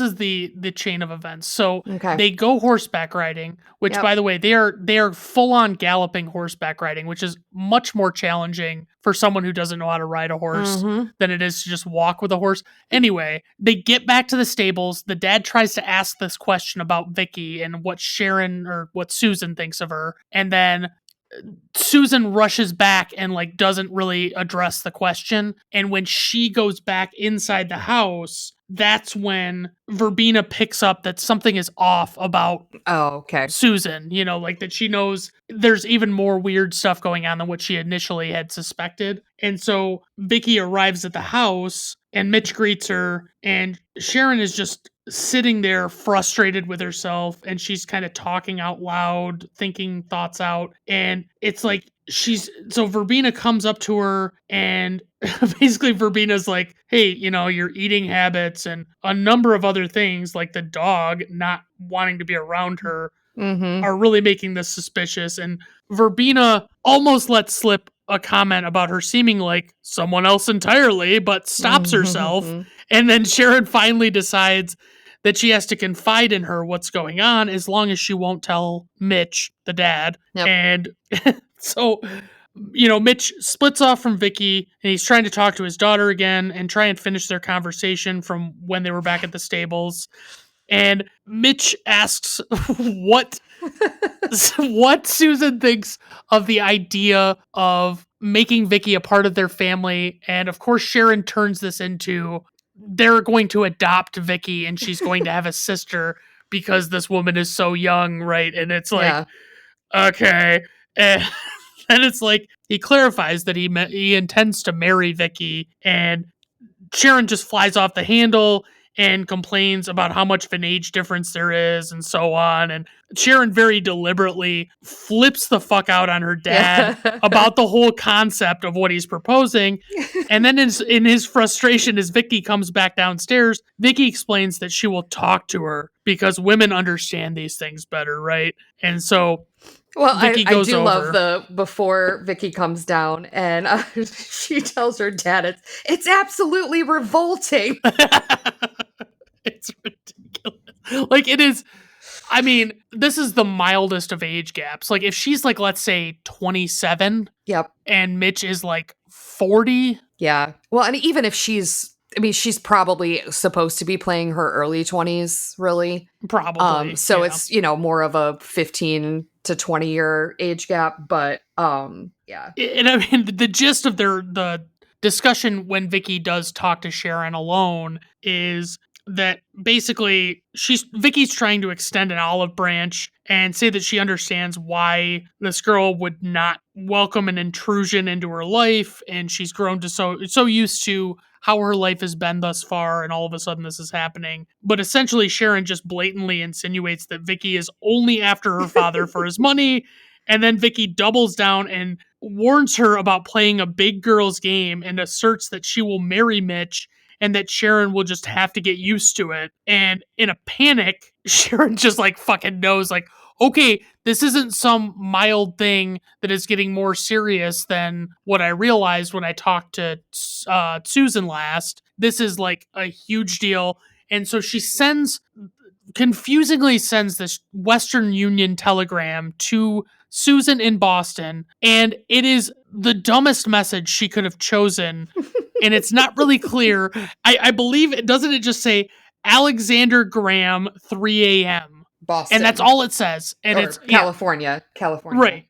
And so basically, this is such a fucking awkward moment for Susan when she gets this fucking letter or this telegram, because everybody in her family sees that she got a telegram and they're like, why the fuck are you getting a telegram? Like, what Yep. on earth could this be? And she has to like explain away that this message is, what does she say? It's like from some friend at Yeah, it's camp. a friend of hers that went out on a date with a guy named Alexander until 3 a.m. Yeah, and it's like, oh yeah, what a great explanation. That totally makes sense. And obviously, it's Alexander Graham Bell. It is, I want you to call me at 3 a.m. Yep. And she could have, I mean, of all of the things they would have had to discuss, isn't it like quite possible that they might have like discussed, like, if it's an emergency, this is what I will say to you. Right. And you will know that that means this and this, like something.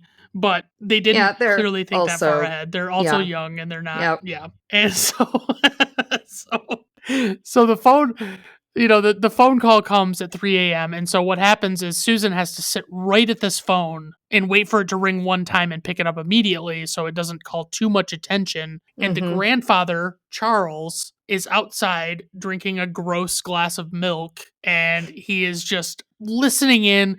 And it's like the cat is fucking out of the bag that like Susan is pretending to be Sharon, and they're talking to each other, referring to each other by name for no reason. And it's like the grandfather just knows. Like, it's just, and did you say he picks up the phone and like listens in? He does. He listens. Okay. Yeah, I didn't say that, but yeah, he picks up the extension, and it's like he hears the whole conversation, and basically Susan goes to leave the room after the phone call's over, and he stops her, and it's pretty obvious that he's like gonna lay it on the line for her, that he knows what's going on, and he calls her Susan, and that's, you don't really see the whole conversation, but that's where it leaves off. And so basically the next day, the grandmother, what's the grandmother's first name? Do you know? I can't remember. I can't remember. But he refers to her by name, like the Louise. grandfather, Louise. Okay, so the next day, Louise is going through what the family has going on for the day, and Susan, pretty rudely, especially like with as prim and proper as this household is, interrupts her grandmother and spills the beans on the entire fucking situation.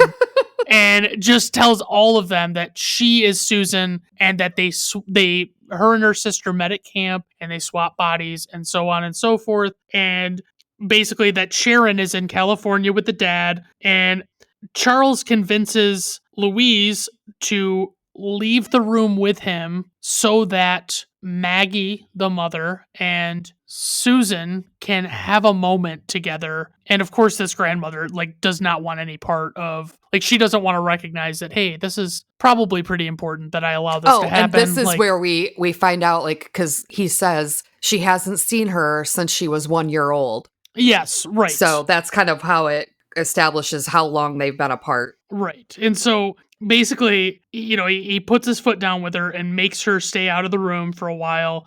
And so Maggie explains to Susan that she's going to have to return her to her father. Like, they legally decided that this was what they were going to do, no matter how idiotic it is. And that's what they're going to have to do. And so the next day, Maggie's getting around, packing for this trip to California. And it's like, at no point during all of this, like this day that you've had, you haven't been like, maybe I should look up my ex-husband and find a phone number and or ask give him a heads for the up. phone number. Like, right. Just, yeah, well, yeah, that's true. Like, she could just say, hey, Susan, what the fuck's your phone number? You fucked up royal. Like, this is going to happen. And so she doesn't discuss it. And it's just, they're going to hop on a plane and go to fucking California and reunite these kids. And I guess just whatever's going to happen is going to happen. Yep. And maybe basically, they were like planning on not telling him, just swapping them back. I don't know. I mean, that would weird, be a little insane. Yeah, but I mean, not as insane as separating your kids at 1 year old. Then what? The grandpa comes in and basically tells, because you kind of are getting that he thinks that Mitch and Maggie should be together. And so he's kind of in on the plan. And he's telling Maggie that, she has so much courage for basically dressing really frumpy and looking old and not having any, new hairstyle or anything like that. And so she gets kind of pissed, but then she, kind of looks at the drab, disgusting dress she's wearing and the fact that her hair looks like it's from 1895 and asks Susan if she wants to go to New York for a few days. Yeah, to go shopping, and it's like, well, that seems a little weird. I don't know. It's that whole piece. It's like, it's so bizarre. She could have, like, I guess New York. I mean, especially probably in this era, it would have been like the fashion hub of the country, and but you could probably run somewhere in Boston, I assume. Well, but also, like, even if you had to go to New York, do you need to spend a few days there? Like, right. Yeah, there's a whole bunch of gaps in that logic, but so basically, so they don't show any of the experience in New York. It just cuts from, she wants to go to New York to get new clothes and clearly get a haircut or something, and then it just cuts from that decision to them arriving in California at the house. And so they are just getting out of the vehicle, and it's like clear that Maggie, it's like they know, the people that are working there know Maggie. They remember her, and she remembers them. Which is what makes me think that they lived in California together prior to them getting divorced and her moving back to Boston. Right. And so,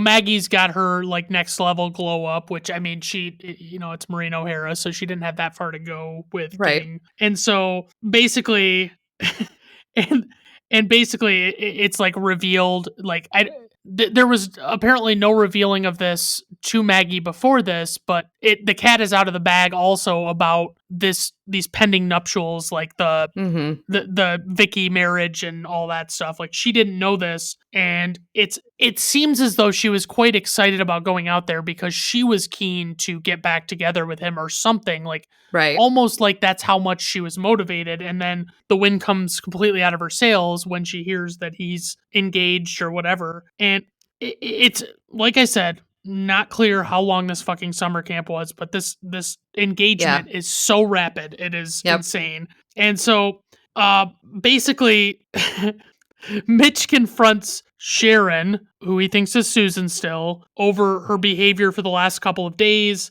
and tells her that he can marry whoever the fuck he wants to, and she's being very immature by not talking to him, because apparently for these last 2 days, she has just not been talking to her dad. And then Vicky, Edna, and this reverend, they arrive to discuss the wedding, and they're like talking about where they want to have the ceremony. And Mitch runs upstairs and he leaves Sharon. It's so confusing. It's actually Susan that is downstairs. So it's Susan. Right, because they've swapped. Right, because she's wearing real Susan. She's wearing Susan clothes, and so that's how you can tell the difference in this moment is that she's wearing like jeans and a shirt, and Sharon is wearing like a dress later when you see her. Yeah. And so anyway, he's going up and he gets ready in the bathroom that we see that Maggie has been using the bathroom. Okay, one bathroom. Why do they only have one bathroom? Right, it's supposed to be this giant house. It's like, can you imagine the entire, like, you have one bathroom in a massive house, and then every bedroom has to surround that bathroom, so you have a door to go into it. Yeah, and no one has any sense of privacy. Directly into Susan's bedroom, and Sharon's laying there, and that was my thing. So Maggie has just used it. I don't know. And they totally botched the moment of, like, he doesn't say to Sharon, hey, I thought you were supposed to be down fucking stairs, like, being a hostess, like that was supposed to be a thing. Doesn't say anything. He's just like, oh yeah, my daughter's wearing a different outfit and she's laying in bed now, but I last talked to her and she was going to hang out with those people downstairs. Nope. And so he finds Maggie's bra hanging on the handle of the shower enclosure, and he's like, and that's like what prompts him to go into Sharon's or Susan's room and ask her, but he doesn't. He just like stops himself. He goes, no, this is not my daughter's bra.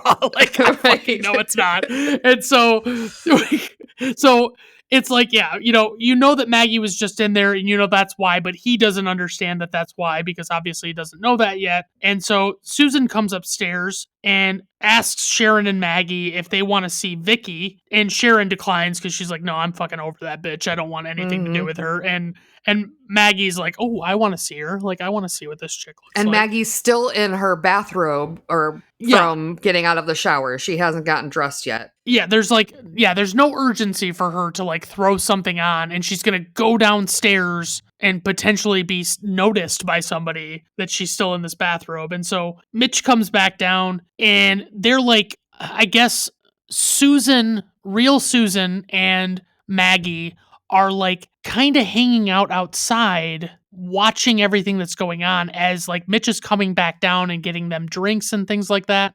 And it's not really clear how they got all the way outside with no one spotting them. But this house is so fucking weird that... Right. They probably took a zip line or some weird thing that this house would have. And so basically Mitch looks over as he's like carrying the tray of drinks that he's made, and he sees Maggie and he sees Susan, and they're kind of trying to hide behind this tree, but they're not doing a good job of it. And he like topples over this furniture, and apparently, what's his name? I can't even remember the actor's name, but basically the actor broke a rib when this happened and kept going with the scene.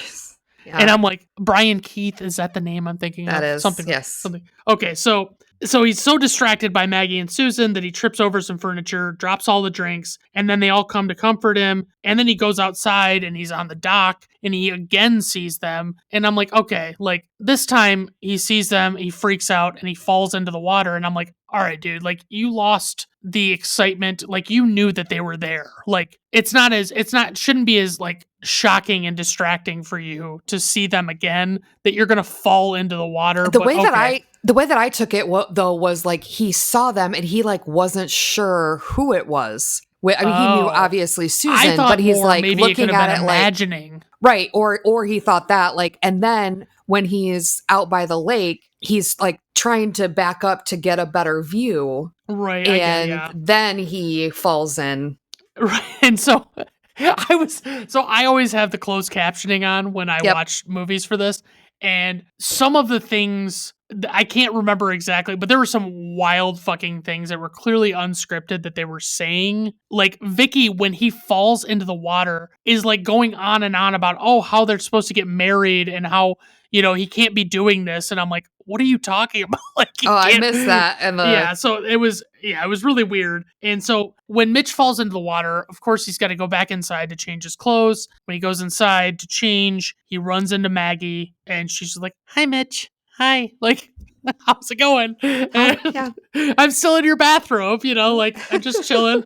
And so basically Susan and Sharon are like there and Mitch finally figures out what the fuck's going on and Susan and Sharon leave the two of them to talk and they immediately get into an argument almost instantly. And so Maggie eventually, in the heat of rage, punches Mitch in the fucking eye. And it's like, Yeah. okay. Jesus Christ. Like, Right. that would not I mean, happen nowadays. It's a little no It's a wonder little they're wild. divorced, and maybe that's why they had to live across the country from each other, so they didn't. Yeah, I know. guess. I mean, that's probably as good a theory as any. And so she agrees that she's got to go upstairs and change Well, she after doesn't. this. Eventually, Right. she's trying to look at his eye, and so he's laying on the couch, and she's like over Right. top of him in her bathrobe or his Yeah. bathrobe, technically. And the Reverend walks in, who is a great character. He's so Oh, he's ridiculous. Yeah. And he's And clearly in love with Maggie. Like he Yeah. is just like over the moon about her. And and like so he thinks the worst of like this. She's like on top of him on the couch. Yes. It's and like then Mitch explains like, this is my ex-wife, and there was an issue with the children and whatever. Well, he also and calls then, her his wife for an his extended wife period first, of time. Yes. Yeah. Yeah. Then he clarifies it's his ex-wife. And then Maggie says, well, I'll just go change into something a little more comfortable. And that's, what their whole argument was and why he has a black eye. And it was the whole thing. Right. So then Mrs. Robinson and Vicky come in, and the Reverend's sitting there listening to their whole soap opera of Maggie being there and Vicky being pissed about it and yada, yada, yada. And Mitch is trying to explain that, Maggie's she's very matronly. She's a mother and blah, blah, blah. And you have nothing to worry about. And then Maggie comes down and, she's in this beautiful dress and, looks, way younger probably than she is and, whatever. Yeah. So Well, it's and what I love, what my favorite part about this whole interaction is, though, is he's going to let Maggie continue staying there because she's already unpacked. Yes. They don't have to make her get a hotel and not stay in the same home that her ex-husband lives in, who is with somebody else now. He won't make her pack her shit back up and get her a hotel. Even if she wasn't planning on it. Like, why wasn't she planning on having to get a hotel anyway? Well, like, why was her plan to stay there? You think about it, like, it would have been a huge house. It's not like it's, yeah, that's true. That's big of a deal to have house guests or whatever. And, I always thought it was like, well, Vicky, like, it's not that big of a deal. Like, the other great part is that she walks up to Mrs. Robinson, Edna, and acts like she clearly knows, but she acts like she doesn't know any better and suggests that she is the woman that Mitch is planning to marry. And then Vicky has to clarify that no, it's her. And Maggie just plays innocent, even though nobody in the room thinks that she actually is innocent. Yeah. And so it's, I had to make that note of like, basically, okay, so Okay, this is my note because this was the moment where I had seen enough of Vicky and I was like, okay, there's something off here and I can't put my finger on because I'm like, I don't want this to sound douchey, but I legitimately did not believe Vicky was quite as young as she was being made out to be. But actress Joanna Barnes was born in 1934, which would put her in her mid to late 20s during the making of this movie. And Maureen O'Hara, who plays Maggie, was born in 1920 and is 14 years older than her. So it actually tracks. And I think Mitch is actually a little bit younger. The actor is younger than Maureen O'Hara. But it was just like ridiculous. Like, but also Joanna Barnes cannot hold a candle to Maureen O'Hara in my book. But maybe I'm just biased in that I love Maureen O'Hara. So Sharon and Susan get Hecky to agree to dress up for some kind of dinner. And you're like, oh God, I fucking know where this is going. And so they really only have one night. That's the whole crux of this is like they have to do what they want to do to try and get their parents back together no matter the situation, because realistically the plan is for them to leave in the morning. Sharon's going to go back with her mother to Boston, and so they have to try and make something happen tonight. And basically the whole idea is that they have Hecky dress up as a gypsy and play a violin that he doesn't know how to play. Yeah. And they're going to recreate their first date at Martinelli's. And they even put the little name placard on the table with like a little, name tent thing. And then like they have the tablecloth and they're going to do like a little concert for him. And which, by the way, okay. So this starts off with Sharon in a very formal, well, at least in my mind, it looks formal, like a child would wear to a concert or recital or whatever. Yep. And she is going to play the romantic tune that we all commonly associate with romantic moments in movies, Beethoven's Fifth Symphony. Dun dun dun dun. Like, what are you talking about? This is the song. Well, I think it's she just cannot supposed to be a concert, not necessarily a romantic sort of thing. I think it's just, hey, I'm going to go do ahead a performance. And firmly disagree because I think that it is. The whole thing is supposed to be romantic, but it's not clear, and I'm not criticizing Haley Mills' acting at all here, but I'm saying it's not clear if this was a staged skit by the characters of like her playing this song, and then Susan comes walking out with a guitar, wearing a vest and blue jeans, and interrupting her to tell her that that's not a good song to play, or if it's supposed to actually just be happening. Like, I want to believe the first, but it's probably the latter. It's like, it's probably that they didn't plan this. And no, I thought the whole thing was the plan. Oh, okay. Then that makes me feel better. I didn't give them that much credit, and that's probably my bad. But that's so they start to basically go back and forth with their, she's on the piano, Sharon is, and then Susan's got her guitar, and basically they're like dueling with each other, playing music, and it kind of shifts into them playing the song Let's Get Together. And this is the most British, and usually it's harder to hear an accent in a song, in my opinion. But when Sharon and Susan are singing this, like, let's get together, yeah. Like, it's all very British sounding. It's very British, and it is terrible. Like, it's really bad. I didn't realize how bad it was as a kid, because it was just whatever. But like listening to it as an adult, you're like, oh man, couldn't they have like dubbed with somebody else singing? Like, oh God. I mean, and the fact that like that song got to like number 8 or something on the Billboard charts, like that was a popular song by Haley Mills. In Pollyanna, she sings, and it's not nearly as bad. Yeah, and maybe it's just the style, because it's trying to be poppy, and maybe that's just not her bag. But anyway, so they're playing it, and Mitch and Maggie seem to be enjoying it, and it's pretty clear that they've got like rose-colored glasses on, listening to the music and thinking it's good because it's their kids. Right. And so it does seem like, I gotta give them credit, because the actual choreography of both of them playing this song, I know that it's like every fucking music video since the dawn of time has had to like similarly choreograph things like this, but it's like it would probably be difficult to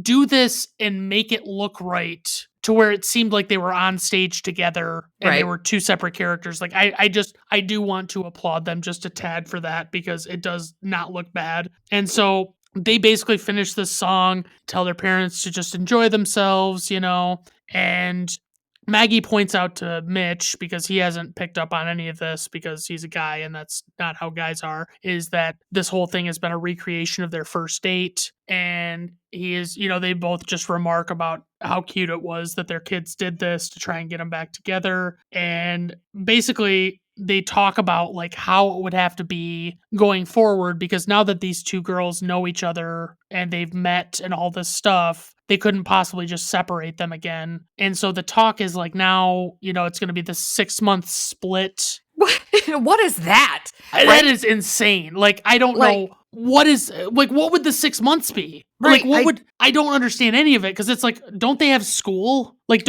how are they possibly going to two separate schools? And I don't understand. The whole thing is very bizarre. And like, they had talked about that, Susan and Sharon, about 6-month split thing, as though it was something that other people had done, which I could understand, I guess, if you were like in the same area, so you could stay at the same school and you just, live with one parent half the year and one the other. But I think there wasn't like enough divorce at this time to like, weekends and on and off like weeks have and an all of that actual- sort of yeah. stuff. But like, that does not make any sense to me whatsoever for across the country. Yeah, well, and it doesn't make sense for if you lived 2 blocks down from one another either. Like that, to me, that's still it doesn't make sense. And like you say, it probably was like a lack of precedent and, all of that stuff. So basically, Maggie eventually, like, Susan and Sharon are watching them from the balcony above, which is an odd choice in my opinion. Like, I would actually legitimately want to leave them alone. And Maggie apologizes for some of the things that she said, and she tells Mitch that she wishes him the best of luck with Vicky and that she'll be leaving with Sharon in the morning. And the next day comes. Why is she leaving with Sharon in the morning? Like, you just said you don't want to split them up, right? But they're going back. Like, right. it doesn't make sense. No, and it is It's like what is your actual plan if you're discussing what the plan is going to be, and it's like. So it's very clearly just a movie line drawn in the sand where they're just doing it to do it and they're not actually planning any of it. And so the next day comes and both of the girls have, like they talk to each other after they see what was talked about during the date, and they like decide that they have to make some kind of plan for what they want to do. And so their plan is the next morning to come down and greet their parents wearing the exact same clothing and not tell either of their parents who is who. And then they can like basically force them to allow them to have more time. And basically they're going on this camping excursion. Maybe I forget. Maybe I wasn't paying close enough attention. I don't remember. Like, were they already planning to go on the camping trip? That when they're when Susan and Sharon are first like getting to know each other in the cabin, Susan mentions that after she gets back from camp, they always go on a trek up into the mountains, and that's kind of the thing that they do. Okay, so that makes more sense. And so they're basically they tell the parents that like, okay, well, what we're gonna do is the 4 of us are going to go on this camping trip together, and at the end of the 3-day camping trip, we will reveal which child is which child, and that's how we're going to play this, because we basically want to see if something works out with what we're trying to hatch here, and like we can actually like, you guys can fall back in love with each other or whatever. And so as they're getting around and basically they're like ready to go, like they are loading into the truck and all this stuff, Vicky is there, which I'm a little surprised. Why was Vicky at the house if the 4 of them were going on this trip? Like, what was she doing there? Maybe she was just there to see, because she thought it was just going to be Susan and Hecky. Oh, that's true. Yeah. So like Mitch going off. So she was there to see them off. I don't know. And so basically Maggie very cleverly decides that maybe it would be a better idea to have Vicky go in her stead. And the girls fucking hate this idea, of course. And so basically Vicky is reluctant and Maggie's just like, well, you know what? I'll just fucking chill out here, bro. Me and Verbena gonna have some Kahlua, whatever. And like, so basically that's what they do is like, they're going to go with Vicky and Mitch instead of Maggie and Mitch. On this, I was like, and I know I've thought this before, but it was really in this viewing, I was like, wouldn't they have put up a fight? Like the whole point was the four of them as a family together. Right. They didn't even use their leverage. Like they're like, well, guess what? If we have to fucking go with bitch ass Vicky, I'm not fucking telling you who I am. And we can just stay here forever. How's that sound? Like they don't put up the fight. But I want to say, and this is just a theory I'm concocting, that maybe there was a look or something I missed of like Maggie was like, hey, like wink, I'm going to have Vicky go with you guys because I know you will fuck her life up if you have this time with her. I don't buy that that's really a thing, but I'm just saying there had to be some logic. No. If she knew, I think. Well, she knew. Maggie knew, but what was going to happen. She didn't hint to the girls that was what she was like thinking. Yeah. So basically, they go and just. So basically, this is the beginning of Susan and Sharon incessantly messing with Vicky for the duration of this camping trip of like, basically they know because Maggie used to be, it sounds like similar of like, she wasn't the big outdoorsy type. Yep. And basically Vicky, it's pretty clear she's not the outdoorsy type either. She doesn't do well with wildlife. She's not familiar with any of those kinds of things. And so basically there are a few things, not to labor the whole extent of what they're doing with her, but like, so first I might have the order wrong on this because I think I had to go back and add some stuff, but like first they plant a tree lizard on a canteen to horrify Vicky. As she takes a sip from the canteen, she sees this lizard and freaks the fuck out, and they make fun of her for having such a reaction to such a small little creature. And then they convince her that an effective way to keep mountain lions away is to bang two sticks together repeatedly wherever she goes. And this woman, bless her heart, is so willing to believe these girls that she knows hate her. Right. And everything that they're telling her. And then another thing that they do is they give her something that they tell her is mosquito repellent. And we later find out what it really is, but she's been putting this mosquito repellent on to not get bit too much. And so this one prank really confuses me. And it is Vicky's complaining to Mitch. She's sitting near, like, just at their campsite, and she's complaining about how much her feet hurt from walking all day.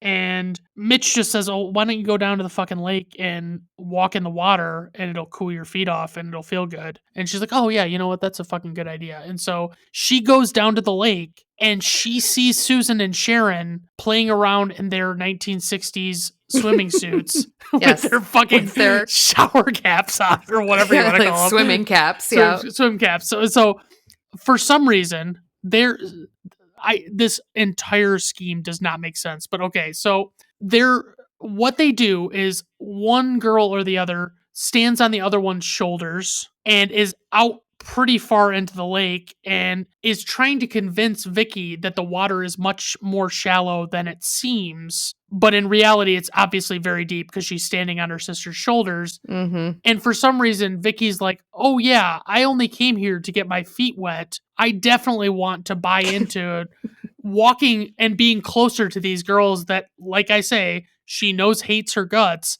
And so she walks out and there's this like steep drop off that she, just basically falls into the water and she's not wearing a swimsuit and all this stuff. So it's like they're cracking up and like there's this effects shot when the girl is standing on her sister's shoulders and you can see the sister under the water holding her breath with the feet on her shoulders and a fish swims by and it's like, oh God, that was necessary. I mean, it was necessary to show, it's like a humorous shot for the audience, but it was very weird looking and the fish effect was a little odd.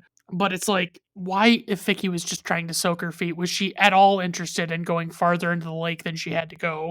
So Mitch and Hecky have to rescue Vicky because she's about to drown because maybe she doesn't know how to swim. Who knows? And that night around the campfire, they're all eating trout, but Vicky says that she absolutely hates trout and that she'll wait until they eat breakfast in the morning. She asks what breakfast is, and Hecky reveals that it's also trout. And so they're basically, Vicky is so openly pissy with Mitch, and he is so irritated with her because she did insist on coming with them, even though she was kind of coerced also. Yeah. I mean, like, it wasn't like she wasn't really that eager to go with them. She was really just not eager to have Maggie go with them. Yep. And so Vicky explains that Maggie tricked her somehow, and Mitch laughs and says she sure did. And of course, the girls fucking love this, but Vicky sees how much they're enjoying the concept, and Hecky offers to take her back to the house. And she declines that offer and says she'll stick with it. And she complains about the ridiculous amount of mosquitoes. And Mitch asks to see what she's using for mosquito repellent, and it looks like a bottle of suntan lotion. Like, it does not look like what we would consider a normal, but I don't know what it was coming in the 60s. And so Mitch looks at the bottle and he like gets a little on his hand and like smells it, and he's like, this is like sugar and water. Like, every mosquito for 50 miles is going to want to come and bite you when you have this on. And she is just furious. Like, she is just so fucking mad. And then she decides she's just going to go to bed for the night, and she's banging sticks together on her way back to the tent. And Mitch is like, what the fuck are you doing? And she's like, it dawns on her as she goes, she's like, I was keeping the mountain lions away. And she's like, that doesn't keep mountain lions away, does it? And he goes, nope, not at all. So Mitch kind of scolds the girls. Yeah, well, he's trying not to laugh. Right. He's cracking up, and he's like, yeah, you really shouldn't fucking do that, but it's pretty funny. Anyway, so basically, him and Hecky are cracking up, and then that night, Sharon and Susan sneak into Vicky's tent and essentially do what Susan did to Sharon at camp, or Sharon and her bunkmates at camp, which is put honey on her feet, and they tie strings all across her tent and all this stuff. And the next morning, Vicky awakens to find these two cute little black bear cubs licking the honey off of her feet, and she just begins screaming bloody murder, and Vicky just proceeds to go completely mental as she storms out of her tent screaming about how much she hates it. And Hecky attempts to diffuse her screaming by pointing out that it was just two little bear cubs, and she screams at him like she's so mad. What were you Dan said he's like, yeah, but mom is not far away, like that is scary. I'm like, yeah, true. But they're adorable. That is scary. And so Sharon and Susan just like, basically, Vicky says, she does want to be taken back home, and Sharon and Susan enthusiastically offer her clothes, and she asks them if they share everything, and so she slaps one of the girls and tells her to give her half of it to the other girl. And I was like, okay, like, that's very theatrical of you. And so basically, Mitch calls her out for hitting one of the girls and says it's uncalled for, and Vicky just storms off in anger. And honestly, I was shocked because like, this movie is longer than I remembered it being. Oh my gosh, it's so long. I had to watch 2 it hours over. It's so long. And so like, I was like looking, and I'm like, there's like less than 10 minutes left in the actual, like, I know there's not as much for credits at the end of these movies, but like, there's less than 10 minutes, and they are just getting back to Maggie at home. And Vicky's already gone. And basically, Maggie has sent Verbena home for the night, and the girls are taking their baths or whatever the fuck, going to bed. And so basically, Susan and Sharon have, they did apologize initially when they came in, and they're like, basically, that it's not their business who he marries, but they recognize that they fucked it up pretty bad. She says, I guess you could say we submarined her.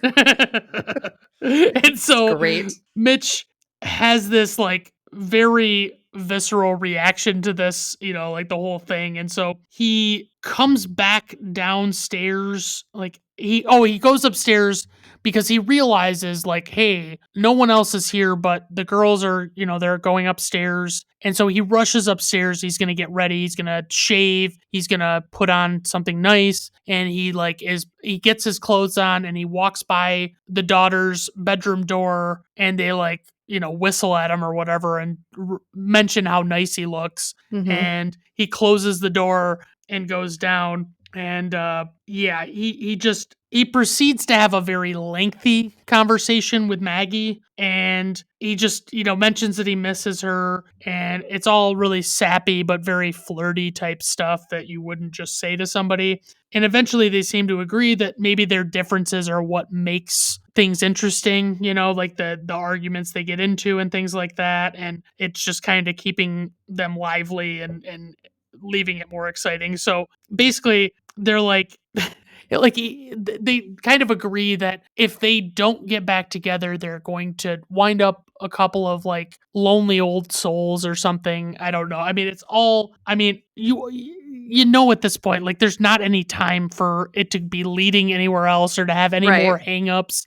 You're just like, yeah, I know they've got to get back together. And so they kiss and all that shit. And suddenly the girls wake up and one of them says that they had this weird dream, and weird is indeed the right word, where the two of them are dressed up. And so basically, as I think it's Sharon that says she was having the dream, and it cuts to what the dream was. And basically it's like the two girls are dressed in these pink dresses and they're at Mitch and Maggie's wedding, and they're they're getting married, and it's like that's how the movie ends. Like it is such a bizarre way to close out the movie, but I guess it is what it is. Like it's supposed to be that. the premonition sort of thing. Right. But yeah, it's not actually happening in real time, but it's just that Yep. she saw it coming or something. And then we roll credits, and so then there's the claymation thing comes out and it changes, right? But I thought there was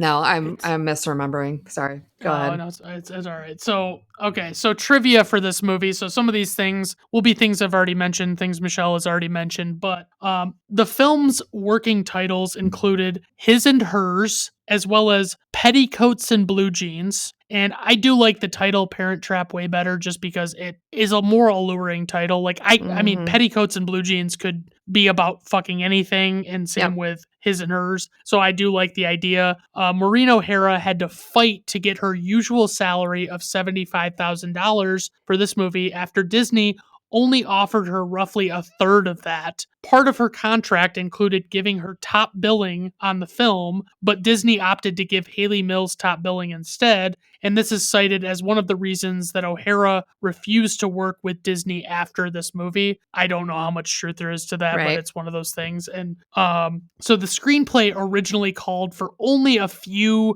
trick photography shots of Hayley Mills in scenes with herself, and the bulk of the movie was to be shot using the body double that they did use some. After producer Walt Disney saw how seamless the processed shots were, he ordered the script reconfigured to include more of the visual effect, with her playing both twins in the same scenes on screen at the same time. In the dance party scene, where the layer cake falls off the beak of the totem pole and drops onto Miss Inch's face, writer and director David Swift originally wanted to cut the shot of the cake when it fell because that whole thing wasn't supposed to happen. But after producer Walt Disney saw the rushes, or the dailies, or whatever they call them, he told Swift to leave the shot in, saying it would be the biggest laugh in the movie. In the shot where Mitch trips on the chair, Brian Keith fell so hard he cracked a rib but kept on doing the scene. Susan Henning took the role as Hayley Mills's body double for many of the twin shots in the movie. As part of her contract, she signed away her rights to be credited. At the wrap party, Walt Disney presented her with a small statue of Donald Duck called the Duckster in recognition of the best unseen performance of the film, which is, I guess, a consolation prize. That kind of sucks, but okay. I mean, why couldn't they credit her? Like they couldn't fucking credit her just being body double. You know what I mean? Just something. And so this film was a major success for Disney, but a financial disaster for Hayley Mills. According to her book, she had to pay taxes to the IRS on her earnings. Her father then sent the rest of her money to a broker in England where it was taxed at 91%. Jesus. After fees were paid, there was very little left for her. This is in addition to the fact that she receives no residuals from this movie. 16 Yikes. years earlier, MGM released a quickly forgotten movie called Twice Blessed in 1945, whose plot was nearly identical to that of this movie. And it was also a remake, so like I didn't see when the original story was made, but I don't know if it was maybe an adaptation or not. But Haley said that her body double, Susan Henning, taught her to talk like a California girl, and boy, oh boy, did she learn good. Yeah. So, Brian Keith said that he liked the movie so much that he saw it at least 4 times and forgot that he was in it. And that was the That most doesn't make confusing bit of it sense. doesn't make any Yeah. sense. It's like I mean, maybe he went to see it not realize, like, if it was under a working title name, Oh, and yeah. like he thought, he didn't realize it the first time. The film was, of course, popularly remade in 1998. Lindsay Lohan starred as the twins Hallie Parker and Annie James, and Joanne Barnes, I actually noticed, Mhm. does have an appearance in that movie. I don't know what part she plays. I think She's she plays just- Vicky. Yeah, it's actually the whatever the character is Yeah. that is the Vicki Robinson character. It's her mother. Oh, It's the okay. So Mrs. she's like the Robinson. Edna. Yeah. Okay. Yep. Okay. So on info and ratings, this one was remarkably skimpy on statistics, but no opening weekend information. Worldwide gross 25.1 million. IMDb rating 7.2. Letterboxd rating 3.4. Rotten Tomato critics score 89%. Rotten Tomato audience score 75%. And since I've been talking a lot since the plot discussion, would you like to share your personal rating for this movie? Okay, Michelle? so I think I'm gonna give it 2 ratings. I'm gonna give it the 10-year-old Michelle rating would be, Okay. 5.5 out of 5, right? Love it, love it, love it. I think as an adult, it's probably more like a 3.5, 3.75. But it's just, the hindsight and not having the nostalgia. I mean, for nostalgia purposes, it's still very highly rated for me. But Yeah, if I'm I would looking at it agree. more objectively, Yeah, I mean, that's- I obviously, so it's funny that you said that, because there's this other podcast, this movie podcast that is basically like they review movies from the VHS era called the Confused Breakfast, and there's some weird story behind that title. But anyway, they do that every episode. They will be like, okay, this is what I thought of the movie Mhm. when I saw it the first time when I was a little kid, and I thought it was amazing then or whatever, and now this is, then they get done talking about the movie, and that's what they talk about, is like how they feel about it now that they've watched it through adult eyes and all that stuff. And so it's kind of fun like that. But so for me, obviously this wasn't as near and dear to me. Like, this was a movie that you watched and I happened to see when we were, you were watching it as a child and I was the younger brother, and I just basically got stuck watching a lot of things you and mom were watching. Yep. So I would say, I mean, honestly, it's probably held pretty steady for me. It's like 3.5 out of 5. It's not like a bad movie, and it's got its funny moments. I will say my biggest hang up, and I will die on this hill, that Haley Mills is doing an accent, and it is barely even like hiding the Englishness of it all. Like, it is hardly anything. And I wish, like, that's the thing for me that like kept it from being like a 4 or better, is like if That there would have took it been away like from it. there needed to be this stark contrast of like how each girl was talking, but it was like you could barely tell the difference between either voice, so that was just my big hang up. But so that's all I got for it. Yeah, like I say, 3.5 out of 5 is where I'm at with it. I didn't hate the movie. I actually enjoyed quite a bit of it, and it's an interesting, albeit far-fetched concept for a movie, but it's still fun. It's still a good time. Yeah, I think the length of it is too long. Like I even I remember agree. as a kid, like being like, my God, this movie is super long. Right. And I had to for watch the it. type of movie it is, yeah, that's what's crazy is it's like a family Disney movie. Yeah. And I guess these live action ones are always longer than they seem like they need to be. Yeah. But And I mean, like, I can't think of what I would remove from it. But yeah, it was pretty long. Like I had to watch it over 2 nights this week, because it was oh like I can't every time I would think about starting it, I'm like, I don't have 2 hours to do this right now. So I had to spread it over a couple nights. But oh yeah. yeah. All right, everyone. Well, Michelle, I appreciate you coming on. It's been a while. Mm-hmm.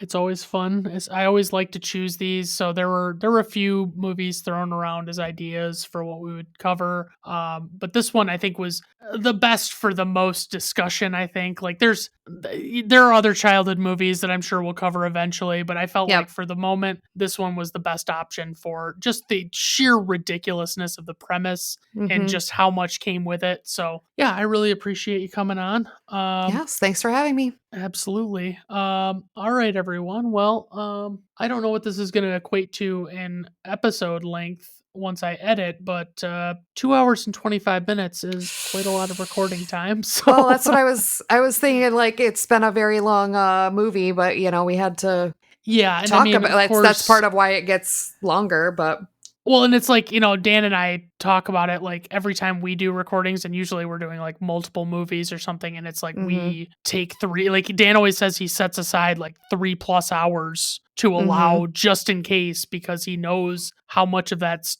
going to happen. So Yep. yeah, I'm not surprised. All right, everyone.